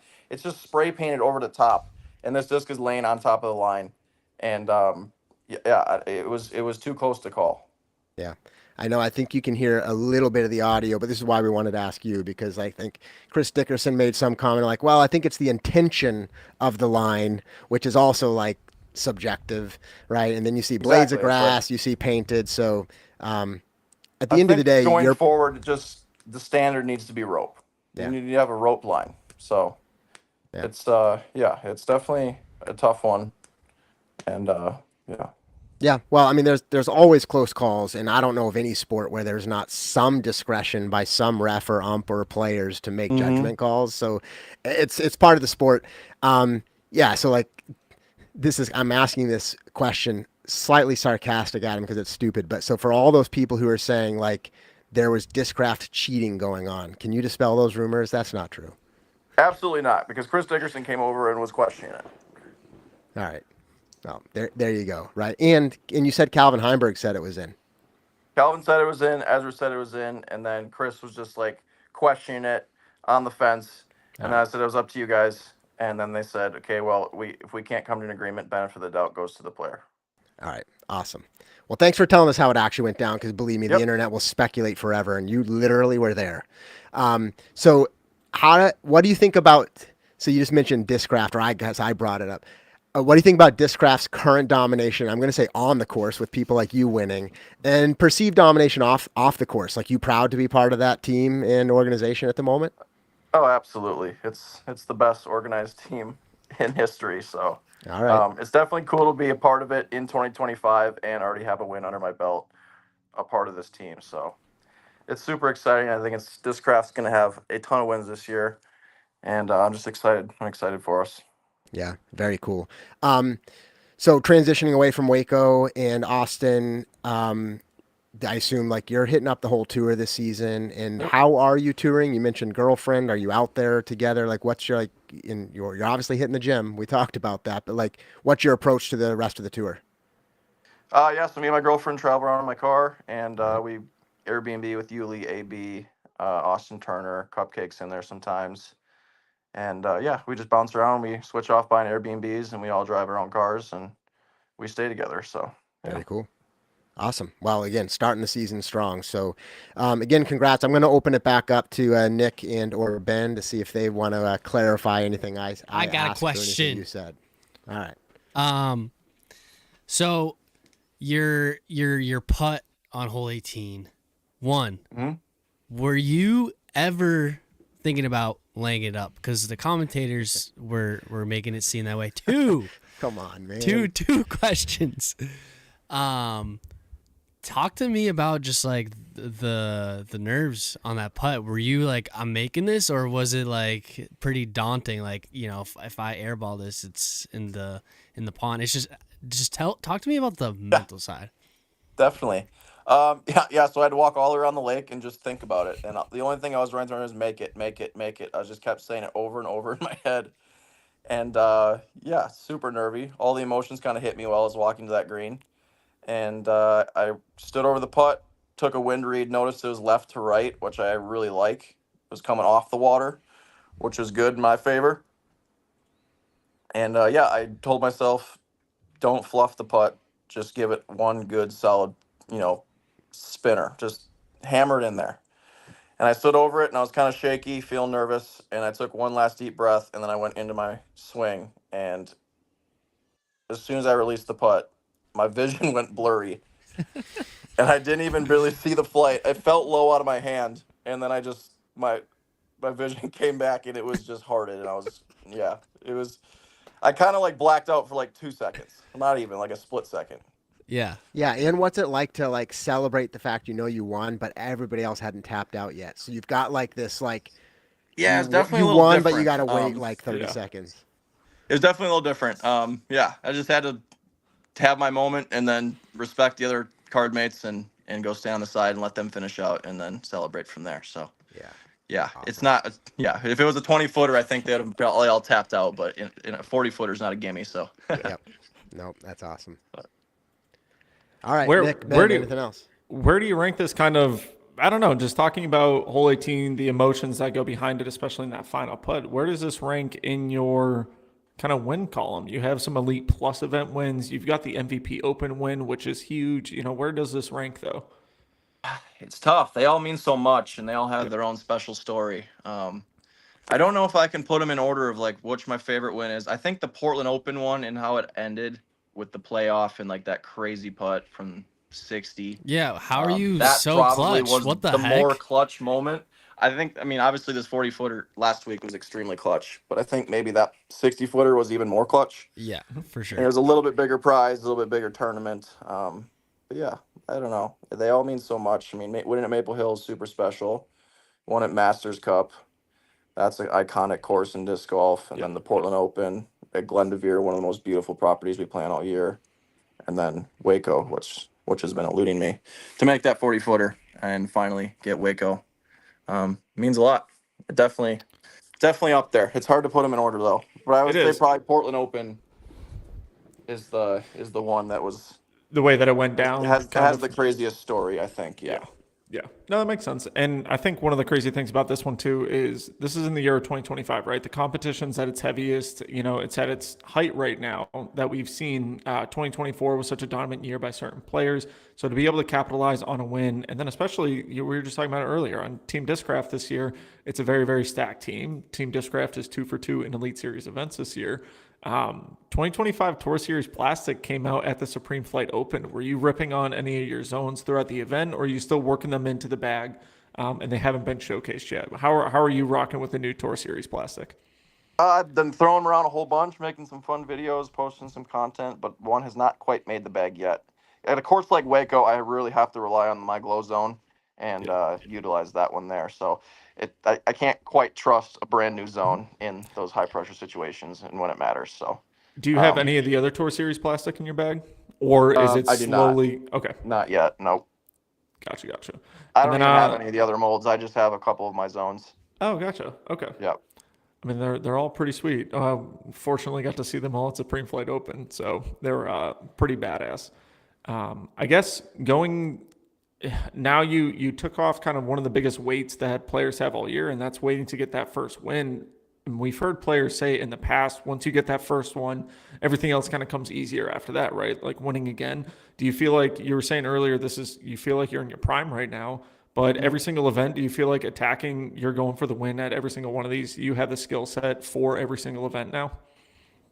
Yeah, I think so. I hope so. I believe that I can win at any venue, anywhere, and that's the mentality I want to go into the tournament. If I have a chance to win on final days, that's all I'm trying to do. I'm just trying to get myself opportunities to win and stay in the mix towards the last couple holes. And tournaments fall into your pockets when you can consistently be in the mix going into the last couple holes. So, Do you have any specific goals for the year? not really. I definitely wanted to get a win this year, and to already get one is kind of crazy. It's really special to finally get a win with my girlfriend present, so that's a 1st, and that meant a lot to both of us. But yeah, no, it's just super exciting. I didn't expect this at all. I didn't really set any expectations. Just wanted to have a strong start to the season, and it was a little bit more than that. So definitely happy. I think the rest of the year is going to be super awesome. Like going to the gym and staying healthy is just staying confident, mentally strong. It's been really good the last couple of weeks, and I'm just going to keep it going and attack. I guess my last kind of question is, earlier you mentioned that you're kind of Airbnb-ing with the majority of other players. You guys are kind of splitting the costs, or someone's taking it week after week. Do you feel like this is the most enjoyable way to tour right now? Like, you're not a van lifer, you're driving in your car, you're Airbnb-ing. Like, do you feel like this is the most enjoyable way? Yeah, 100%. Everyone gets their own bed, showers, AC. I mean, that's all important stuff, in my opinion, to live comfortably, and it's worth it to me. And then we have all our boys there, so we're all like a little family, and we spend like literally 9 months together. And there's arguments, and we fight, and it's fun. But at the end of the day, we all love each other, and we're here to play disc golf and compete at a high level. Awesome, cool. Well, I'll send it back over to the other guys if you have anything else. Cool. Thank you, I think Nick. that's it. Like, I'm sure we had. I don't actually know what was involved to chase you down today, Adam. I know it's fairly tight with a four round event this weekend, only a couple practice days. I'm sure a little the turnaround bit of time is quick. Yeah. So thank you for squeezing in some time for us and our listeners and viewers. Your perspective on how it went down is going to be really valuable. So really thank you again, and congrats, and rooting for you to kill it. Yeah, you got one win, but hey, go get a bunch more. Yeah. I appreciate it. Thank you so much. Take it easy, homie. Thank you for Have a coming good on. one. All Talk right. to you later. Thanks, guys. Thank Peace. you. Bye. All right, Ben, keep me posted either here or in our Luke's chat on in. what's We next. just I gotta do some rigmarole type back end stuff, but we can bring him Awesome. in. So and- I'll just kind of like do a small Yeah. segue, but bring him in as soon as you've got it. Oh. So yeah, congrats to Adam. Like Paul Krans and then Adam. Like talk about one thing you're seeing is like these players' mindset is such a factor. I mean, obviously it's easy to have a positive mindset after a good event, but it seems like these players who are flipping the positive mindset, just they're kind of their whole aura. He said he's in the best physical and mental health he's been, great travel arrangements, and then coming out here and killing it, right? And Paul's in a totally different situation, but positive mindset, coming out here and playing well. And so, Macy Veladiaz last week, was it last week? I think. Anyway, she's just like, 2 weeks look, ago. yeah, she's like, I just get to come back. Doesn't matter how I play. People love me anyway. And I'm just, so there may be something to that, at least for some players. This is we have said this so many times, and that is disc golfers are finally making money. $9,000 for winning this tournament. I think it was $10,000 for winning the Supreme Flight Open on the MPO side of things. Like, players are making money in the sport now. That's a lot of money to throw around a disc for the weekend and kick butt while doing it. That's a great amount of money. We're also seeing players start to be legitimate athletes, right? We see them working out, we see them training, we see them doing field work, we see all these things happening. And disc golf is not one of those things where if you want to compete and you want to compete well and make money while doing it and like kind of build a legacy, you actually have to be an athlete in the sport now. You have to practice, you have to train, you have to work out, you have to do all these things. And then we're also seeing the benefits that come with it. Like we said this earlier, no one wants to kill their body working out. No one wants to spend an hour and a half in the field or an hour and a half on the putting green practicing.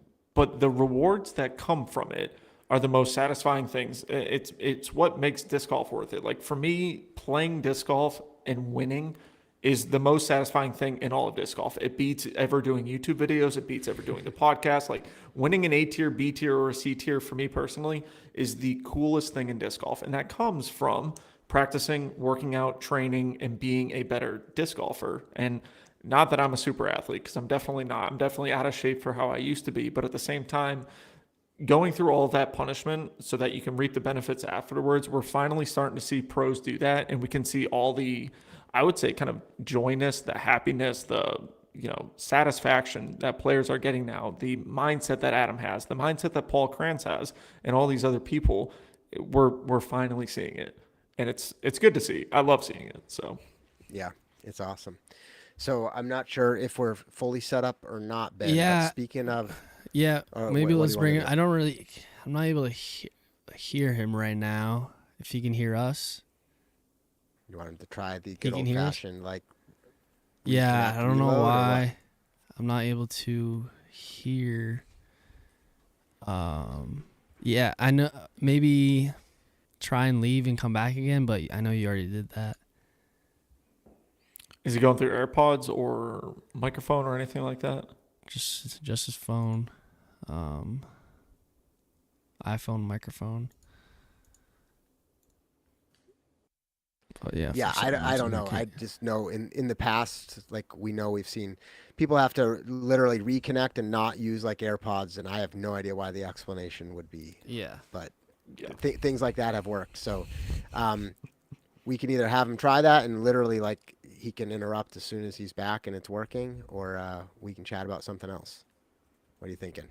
Yeah. I would, Keep chatting. keep rolling with some subjects, Josh, and then or topics or whatever. And then the second Luke's ready to go, bring him right in, and he can interrupt us however he needs to. Yeah. All right. So yeah. So do you think this is kind of a silly question? I realize that I'm asking it because it's the first event that Kristen played and wins a 7-stroke victory. Do you expect that that's the way the season's going to unfold? Because Nick, like behind her, like we saw last or 2 weeks ago, some great competition down in Florida, and we know like Holland and these other players have an incredible skill, but like are they just having like a hard time keeping up, or is WACO not representative? It's kind of a ridiculous question because we expect Kristen to Yeah. dominate, but my guess what I'm really saying is like, do we really think she's going to dominate? Like, is it going to be 5-7 stroke victories at every event? No, I don't think it's going to be like that at every single event. I mean, we saw Ella Hansen lose by 1 last year at this event. We just saw Ella Hansen win the Supreme Flight Open. We saw Holland Hanley come in second at the Supreme Flight Open and then come in second here at the WACO tournament. And so we're seeing good disc golf be played, right? We just saw, I would say, some pretty decent dominance out of Kristen. I mean, 10-13, 10-16, 10-19. She progressively, I mean, she went 60-60, 59. Or 60-60, 58 for the tournament. And so she played super consistent. She played just a little bit better that last round. And really, her only mistakes were on the putting green. Like, I don't remember personally seeing a hole where I was like, oh my gosh, she's blowing up on this one. Like, she had a bogey on hole 7. Yeah, whatever. It was a bad roll away.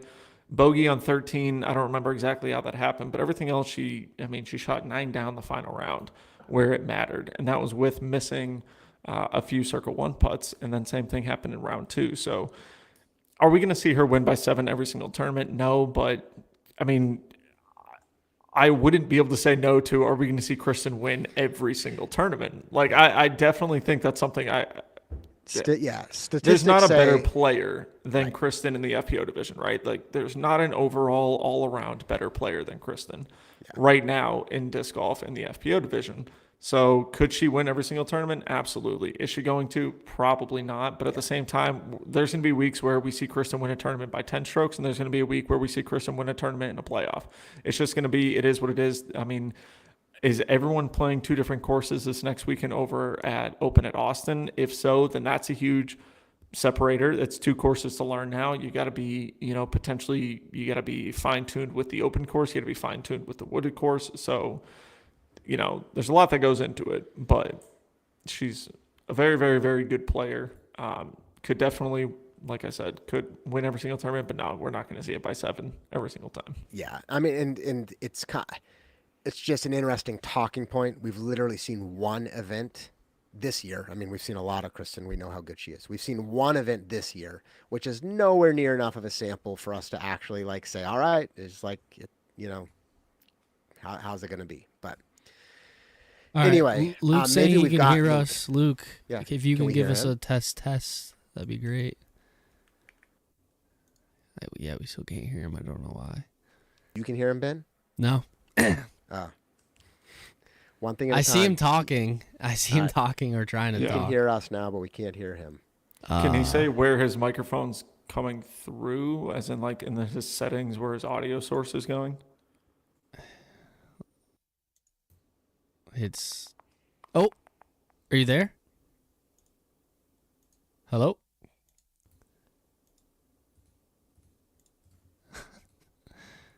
This is tough. Yeah, I'm not sure, but I know. Luke made it on a few media channels last week talking about go throw. So we've heard a lot, but we had some things we wanted to kind of get from him and share it with those who listen Maybe to try our show one more time, exclusively. Luke, to leave and come back. I'm not But sure. The 3rd or 4th time is the charm. Just be like, if you do Yeah. it 7 times, you Yep. think it'll work. I don't know what's happening. This hasn't happened before. Now he can't hear us. I don't know, but anyway, I don't know. either somebody's got to work on something because I can't just sit here. Ben, if you want, I'm put trying. just Josh. No. Just put Josh and I up, and then let you and if you mute yourself, and then you and Yeah. Luke can kind of do your thing, and then that way, Josh, we can just keep going. Throw us into the for next sure. topic. Hey, like I mentioned this to you, like in person, which was coincidental Yeah. that like you and Matt and I saw each other. It was kind of like what, like anyway, that Yep. was Yeah, 3/4 of the Stagger Sands crew saw each other yesterday, actually briefly in the morning. So Yeah, kind it of was like nice. unplanned too. It was kind Yeah. of weird. And so I mentioned this to you, and it's not really a big story. I just thought it was cool, probably because I've been in the sport for a long time. Looking down the FPO leaderboard after round 2 and seeing Paige Pierce, Katrina Allen, and Sarah Hokum and Kona, but all on the same card. I'm going to call myself out here. How many world championships is that on one card? It's a lot. Let's see, it's 5, 6, 7, 8. 8, I Yeah. think. All right, I'm gonna go Sarah with what you said. 1, Cat 2, page 5. Yeah. Right? I think. So it plus it's a little bit of a it's funny to say this because time passes fast. I called it a throwback card. Yeah. None of those players are like old. Like that's a generic word, but none of them are old. But our sport is growing rapidly, and the sport's growing around them, and obviously some life changes. Paige Pierce has kind of adapted her lifestyle and what she's pursuing in the last few years. I mean, still highly competitive, but Katrina just having a baby. Kona's been in the sport for a while, but not quite in the same categories. Not in the age bracket. Right, and then Sarah is basically like choosing different events and touring differently and selectively. So she can play the FP40 division. Yeah. Like her and Owen are both Yep. masters level players. Yeah. So it's just like I thought that was just interesting. So it's really just kind of like a random comment to note that. But all right, here's a. I'll ask this on behalf of Matt. I say that sarcastically. Calvin Einberg with a chance to win and doesn't finish. Yeah. And so I'm being Yeah. silly about the Matt comment, but honestly, seriously, even for Yeah. people who are big Calvin fans, this is like asking them all. Are you like concerned? Like, is this actually becoming a thing? Now, to be clear, Calvin has plenty of tour wins. We know he can win, right? But I don't know. Like, there's been plenty of events that like he could have won, and even the way WACO went down, because it's technical. Sometimes you just say you get some. I'm calling it bad luck, but honestly, like there was more than a few chances that he had to pull it out, and he didn't. And so I don't know. Yeah. Like I guess you could say that about anybody who doesn't win a tournament. So maybe we're picking on Calvin, but probably the reason we pick on him is because he actually is so good. Yes. And then doesn't Well, finish. Or because we didn't see- finish. we That's see- what I should say. We see Calvin so many times in contention to win these tournaments, right? We see Calvin on the lead card all this. We've been seeing Calvin on the lead card since 2015 Worlds in Pittsburgh, right? Like Calvin is a baller of a player. So, okay, let's just let's go bring him right into it in. if we're good. Alrighty, Luke, if you can speak to the guys. Yeah, what's up, guys? Thanks for having me on. There we go. Oh, do you have him on a phone, Ben? Yes, sir. Nice. Oh man. All right. Well, anyway, it's a little quiet, but I think I can hear you, Luke. So sorry for any of the technical hurdles. I don't know if it's our end or your end, but appreciate you being patient. Yeah, I mean, it's probably safe to assume it's mine. I apologize, guys, but I'll speak up if I can and try and talk clearly. Yeah, that's great. So I can hear you enough to do the interview, so we'll move forward with it. So it was like 2 weeks ago now. You had your first Go Throw a tour official event, the Cancer Playbook too, and since then you've done several podcasts. So like I know you've been out there, kind of promoting what's happening, and I've already shared a lot of information. I'm curious. So now that 2 weeks have passed, and I know you played an event this weekend. But is there anything that you're taking away from that you plan to do differently heading into your event in 2 weeks up at Persimmon Ridge? Like, did you learn anything, and are you adapting, or is it really just it went so well that you're just going to keep pushing forward? No, I think there's definitely some areas that we've kind of keyed on that we want to focus and get better at in the future. A part of that is the integration with UDisc. I think that we had some issues with cards and stuff, and most of that was on our side. UDisc is a fantastic organization. What they do is really great for disc golf. So we'd love to continue using UDisc and just need to figure out some of the just like the basics of it and how to figure out the cards. We had like a couple cards teeing off at weird times and stuff, and I'm guessing that was all on us, but that's one of the things. And then I'm just getting, the course prepared. We really want it to be a fun vibe where fans can come in, and those areas, especially for the fans, we want to focus on giving them the viewing areas and some refreshments and whatever. So it's not big stuff, and there wasn't really like asset wise anything else we could have done that first time. It was like so cold and windy that most of the stuff that we planned on putting up we couldn't. So there's going to be some things that we figure out this time that we really just didn't even have a chance to figure out last time because of that. Yeah. Well, all things, that I'm hearing is it notwithstanding the brutal weather, people enjoyed the event, and I think this is one of the reasons we're having you on here. Is like, hey, so there's a lot of positive reception. This is exciting, and we'll figure out where it goes from here. So you talked about integration with UDisc, maybe some other on-site assets, et cetera, and kind of keep adapting and improving. Being unsanctioned, and I know you've been asked this, but do you plan to potentially explore or tweak anything different in any of the coming events? Or are you just going to kind of pretty much stick within the PDGA guidelines because that's what the players are used to? I mean, what the rules are roughly going to be the PDGA rules, but we do want to mix things up, try things, and figure out like what works best for the players and fans, like what they're allowed to, what the players feel comfortable, I suppose, doing on the course. So like we might have some like refreshment tables and areas if players feel like taking a drink or whatever. I know there's a lot of money on the line, but there's a laid back feel that we're trying to create. And, the sponsors that we might align with in the future might be a little more like adult type sponsors, some stuff that the PDGA has stayed away from in the past. But that goes back to the roots of disc golf, really. And I think that we're like kind of pushing out a big section of people who didn't want that professional feel to permeate throughout.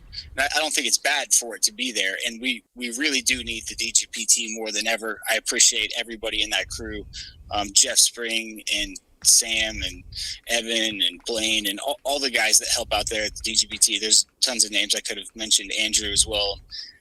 They're an amazing crew. We need that professional side, but I think that there's a laid back kind of side of things that people would appreciate and is kind of just not being catered to. Yeah. No, I kind of, I think a lot of us didn't know for sure what the whole goal or target was when the tour was first announced, but literally only one event in, and listening to you talk some about it, and even that comment there, Luke, I'm really excited to see how this like continues to unfold. I think that's a really fun, option in between the Pro Tour that you're bringing about. So what you're saying though is if you're a few seconds late to your tee time, are you going to get penalty strokes? Is that a go throw tour thing there, No, Luke? no, you won't. I'm the TD of most of these things. As I'm saying, like if it's a few seconds, then no, for sure. We don't want it to be egregious. We do want people's time to be taken seriously. You're wasting other people's time at that point, and we don't appreciate that. Won't really stand for it. But no, we're not as tight knit. We do want to do a couple different rule changes to experiment with what's possible and maybe what allows players to feel most comfortable and allow them to be most aggressive, which we've talked about our point structure kind of being on the like pro aggressive side. And so maybe moving the paper size or whatever, the 11.5 inches by 8.5 inches or whatever. I think it's a little small. I think it should be more like an 18-inch circle, and you just shouldn't be allowed to touch your disc. And I talked about that on the other TPAT podcast as well. But yep. That's a big thing. That allows players to bring more momentum in, to feel more comfortable throwing, possibly even to stretch a little further in those times and like execute a big shot.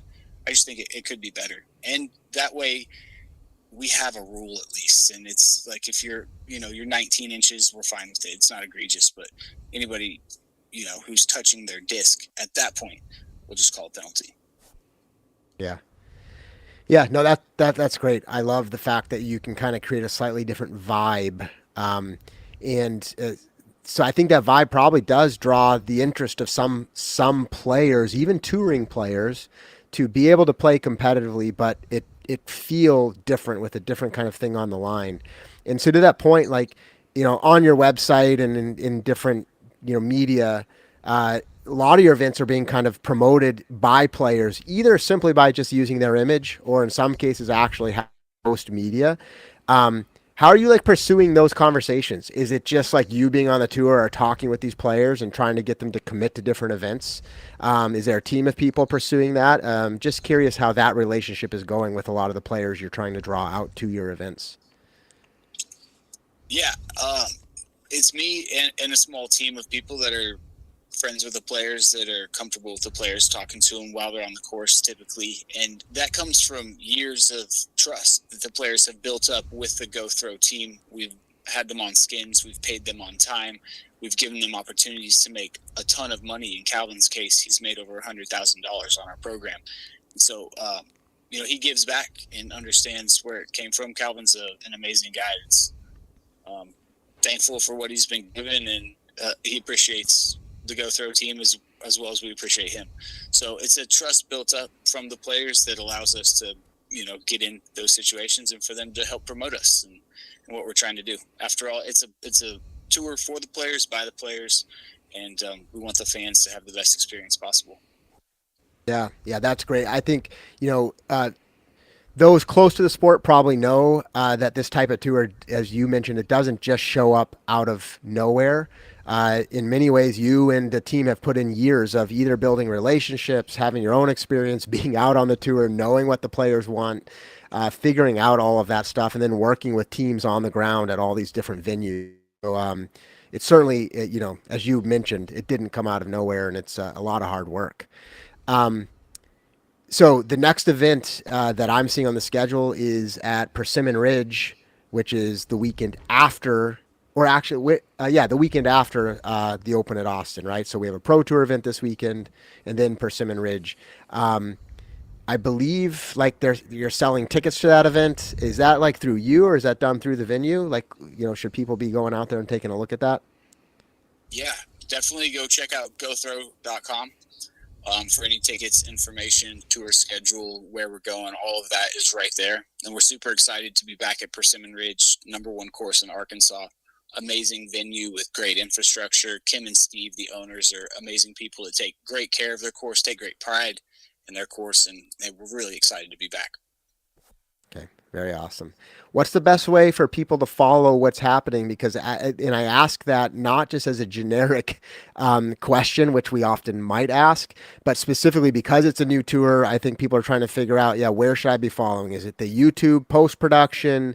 Is it social media? Is it the website? And, because I know you're tracking points throughout the year with a bunch of creative way to earn points. And you said you're working with UDisc. So, where should people go if they're just wanting to kind of follow this alternate tour? Yeah, so the tournament will be on UDisc. If you're looking to follow day of or even see results of what's going on, UDisc is a great spot for scores. But then everything else will be gothrow.com or gothrowtour.com. That's going to be where the points are hosted, and there'll be obviously a link on gothrow.com to jump you over to the tour site. But that's the main place to figure out what's going on. And then obviously the YouTube channel, we're continually putting out content and then putting out some promo stuff as well to let people know what's going on. So yeah, I think that we've kind of upped our game on Instagram lately as well. If you guys are on Instagram, go check out Go Throw Disc Golf. We're posting a lot of stuff. We're just looking to be a little more active on that side of things as well. So appreciate all the support. Yeah, exactly. Because as you're building this, and so that'll continue to take time to ramp it up. But I think people are going to be really eager, and so that's why I ask that, to be like, how in the world do you follow it? So thanks for sharing that. So Luke, for you personally, you've already been doing a lot, right, with skins and other things, I'm sure, behind the scenes. How are you? Where are you focused? Are you focused on all of this extra tour stuff and other events and skins? And how are you balancing that with you being a professional player yourself, trying to compete? How has that been now that we're 2 events into the season? Yeah, I'm trying to get myself healthy at the moment. I caught the flu when I was down in Florida and then stood out in the cold teeing people off for the cancer playbook and really didn't recover properly. So my body hasn't felt great to start this year. I'm looking to get the health back, but the balance is definitely a little skewed towards Go Throw at this point. We've just got a bunch of irons in the fire, and there's a few things to figure out. I think once Persimmon happens, I'll be able to take a deep breath. Even though we do have Eagles Crossing 2 weeks after it, that one I have a few less duties in and should just run really smoothly out there at Eagles Crossing. So, man, it's a balance. I'm not doing it perfectly, obviously. It's really hard to take life and put it on the side as you're throwing those shots. I mean, I know that you guys are well aware of this, but it's a fine line, and there's got to be a balance, and I'm not doing it perfectly at the moment, but I think I'm putting in the time where I need to, and the game will come as I get healthy and start to get those reps back. Yeah. Well, I had heard, just because you had shared it, about the flu and obviously balancing all these responsibilities. I mean, Waco, like, historically early season, Luke has had a strong performance, but I'm sure you're trying to balance a lot of factors, and hopefully you get healthy, because that's like both physically and mentally, right? When that's fresh, it's able to execute on all levels. So.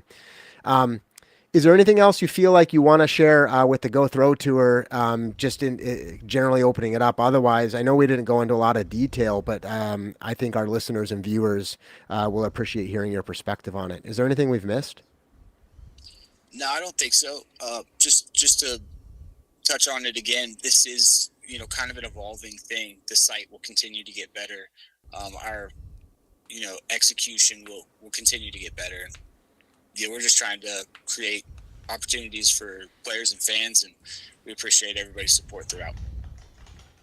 Awesome. Well, Luke, I know early on there was a little bit of buzz and drama, which maybe hopefully all news like is, you're giving you attention. I think now that you're one event in and the Pro Tour is kind of rolling, I think people are starting to see a little bit of the vibe that you and this tour are presenting. And I'm sure you're going to continue to pick up followers and interested parties. So good luck with that. Get healthy. And I'm sure we'll be following along. And if something big happens, we'll bring you back on. Yeah, I appreciate you guys. Thanks for having me on. Always a pleasure. Take it easy. Thank you, Luke. Have a good evening. Awesome. Yeah. So there's a lot of other questions and details we could have went to. I know some people exclusively listen to our show, but I also know Luke covered a lot of those things in kind of other media outlets.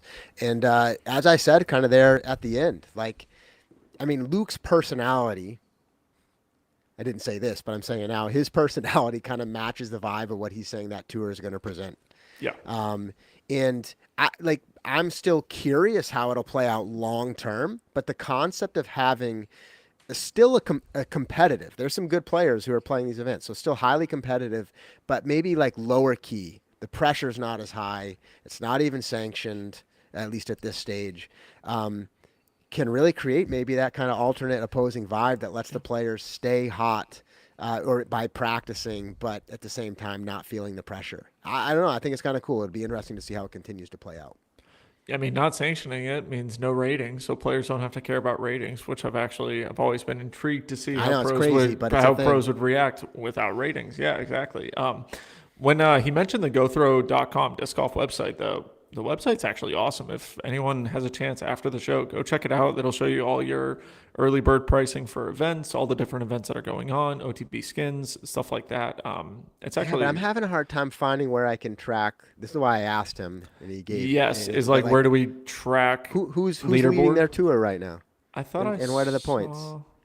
So Probably anyway, we don't have to go in depth, but go check it out. I mean, literally, Luke at the end said this is an evolving thing. Yeah. So we should just acknowledge it for what he says it is. Meaning, like, if you feel like there's things missing, I think Luke would probably say, yeah, like we're evolving and growing, right? We didn't try to come in as a capital venture pro tour over the top, right? Like we're growing this on the ground. We're friends with people on the tour. He said for the players, by the players, acknowledge it for what it is, and then I think that's awesome. So, all right, we're up against almost the 2 hours, and I want to talk about Open at Austin, which really we're not breaking it down in depth. We'll react to it next week, except to say it's a 4-round tournament and 2 courses, right? So we didn't see that here. And the 2 courses are Sprinkle Valley is rounds 1 and 2, and then rounds 3 and 4 is over at Harvey Pinnock Disc Golf Course. 2 kind of unique styles of courses that we'll see. I bet you they're going to look awesome. Yeah. And we should talk about who we think is going to pop, drop, and lock on this weekend's event. So again, just a reminder, thank you to Hooligan Discs. We already talked a lot about that in the beginning. But as we talk about our picks for next week. So I have Matt's picks, but maybe we'll kind of alternate so we don't run down the list. They're not popping up on the screen this week. So we just will have to secure them based on what we kind of pick here. So Nick, do you have your names? You want to go through your picks? All right. I will. Give them to us for this weekend.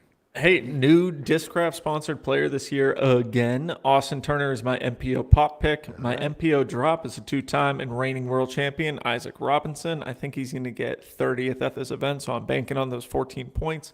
And then my MPO lock, this will be my first one of the year, going with Gannon Burr. Had an awesome win here 2 years ago. I know it's a completely different course now, but I think Gannon is going to get his first win here at the Open at Austin. FPO pop, I'm going to try to rock with it. Madison Walker, and see if I can get some points out of that side. FPO drop, Cat Merch. I'm thinking a solid 18th to 20th place this week for her, so looking for 8 to 10 points hopefully.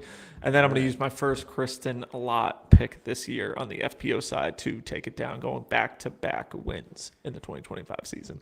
All right, I like it. All right, let me give Matt's picks in his absence, and then Ben, you'll be up. So Matt picks Paul Krans to pop off.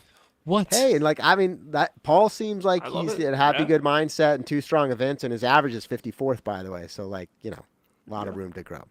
Jakub Simarad to drop, and he picks Gannon Burr to lock. So, you know, that's what you get.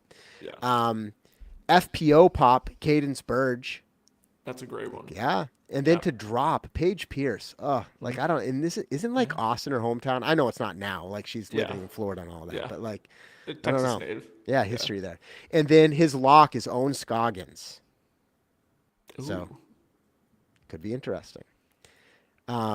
This is where U.S. Women's was last year, right? Isn't it at the Sprinkle Valley course?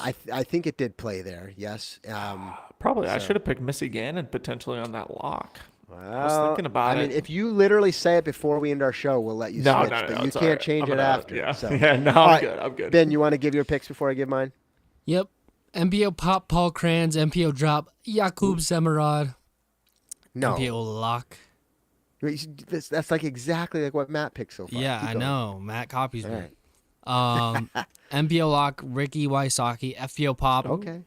Going back to Madison Walker. I can't believe right. I went straight away and it didn't work out. She's the GOAT. FPO drop, Hallen Hanley. FPO lock, Owen Scoggins. Wow. All right. So you ready? This is going to be interesting. So my pop, second week in a row, Adam Hammis. Like, I don't know. I just like I like it. his average is not Yeah. all the way up from that, first place this weekend. So there's Yeah. still room. And then my drop is Dickerson. And let me just say, like, he's performed so consistently, and I know I shouldn't pick him. And every time I do, I regret it, and I'm still picking him. And then my lock is Gannon Burr just because he's good and he's going to have to get a win. That'll be my second time picking him, though. If he doesn't start winning, I'm going to be worried. My pop is Cat Merch. My drop is Anakin Steen. She's actually played well around here before, and so I don't know. It's just like drop is tough. You try to pick somebody who you think can give you the margins. And then, listen, my lock is Owen Scoggins. So is that like 3 out of the 4? 3 out of 4, you guys. Okay. Now, I don't know exactly like all the courses and whatnot, but do you remember this event? This event was the one that Owen Scoggins ran away with last year. That's why I picked him. Like slaughtered the field. Like, I'd have to actually go and look at what the actual margins were on that. But so that's some of the reason to kind But of isn't it that path. a completely different course?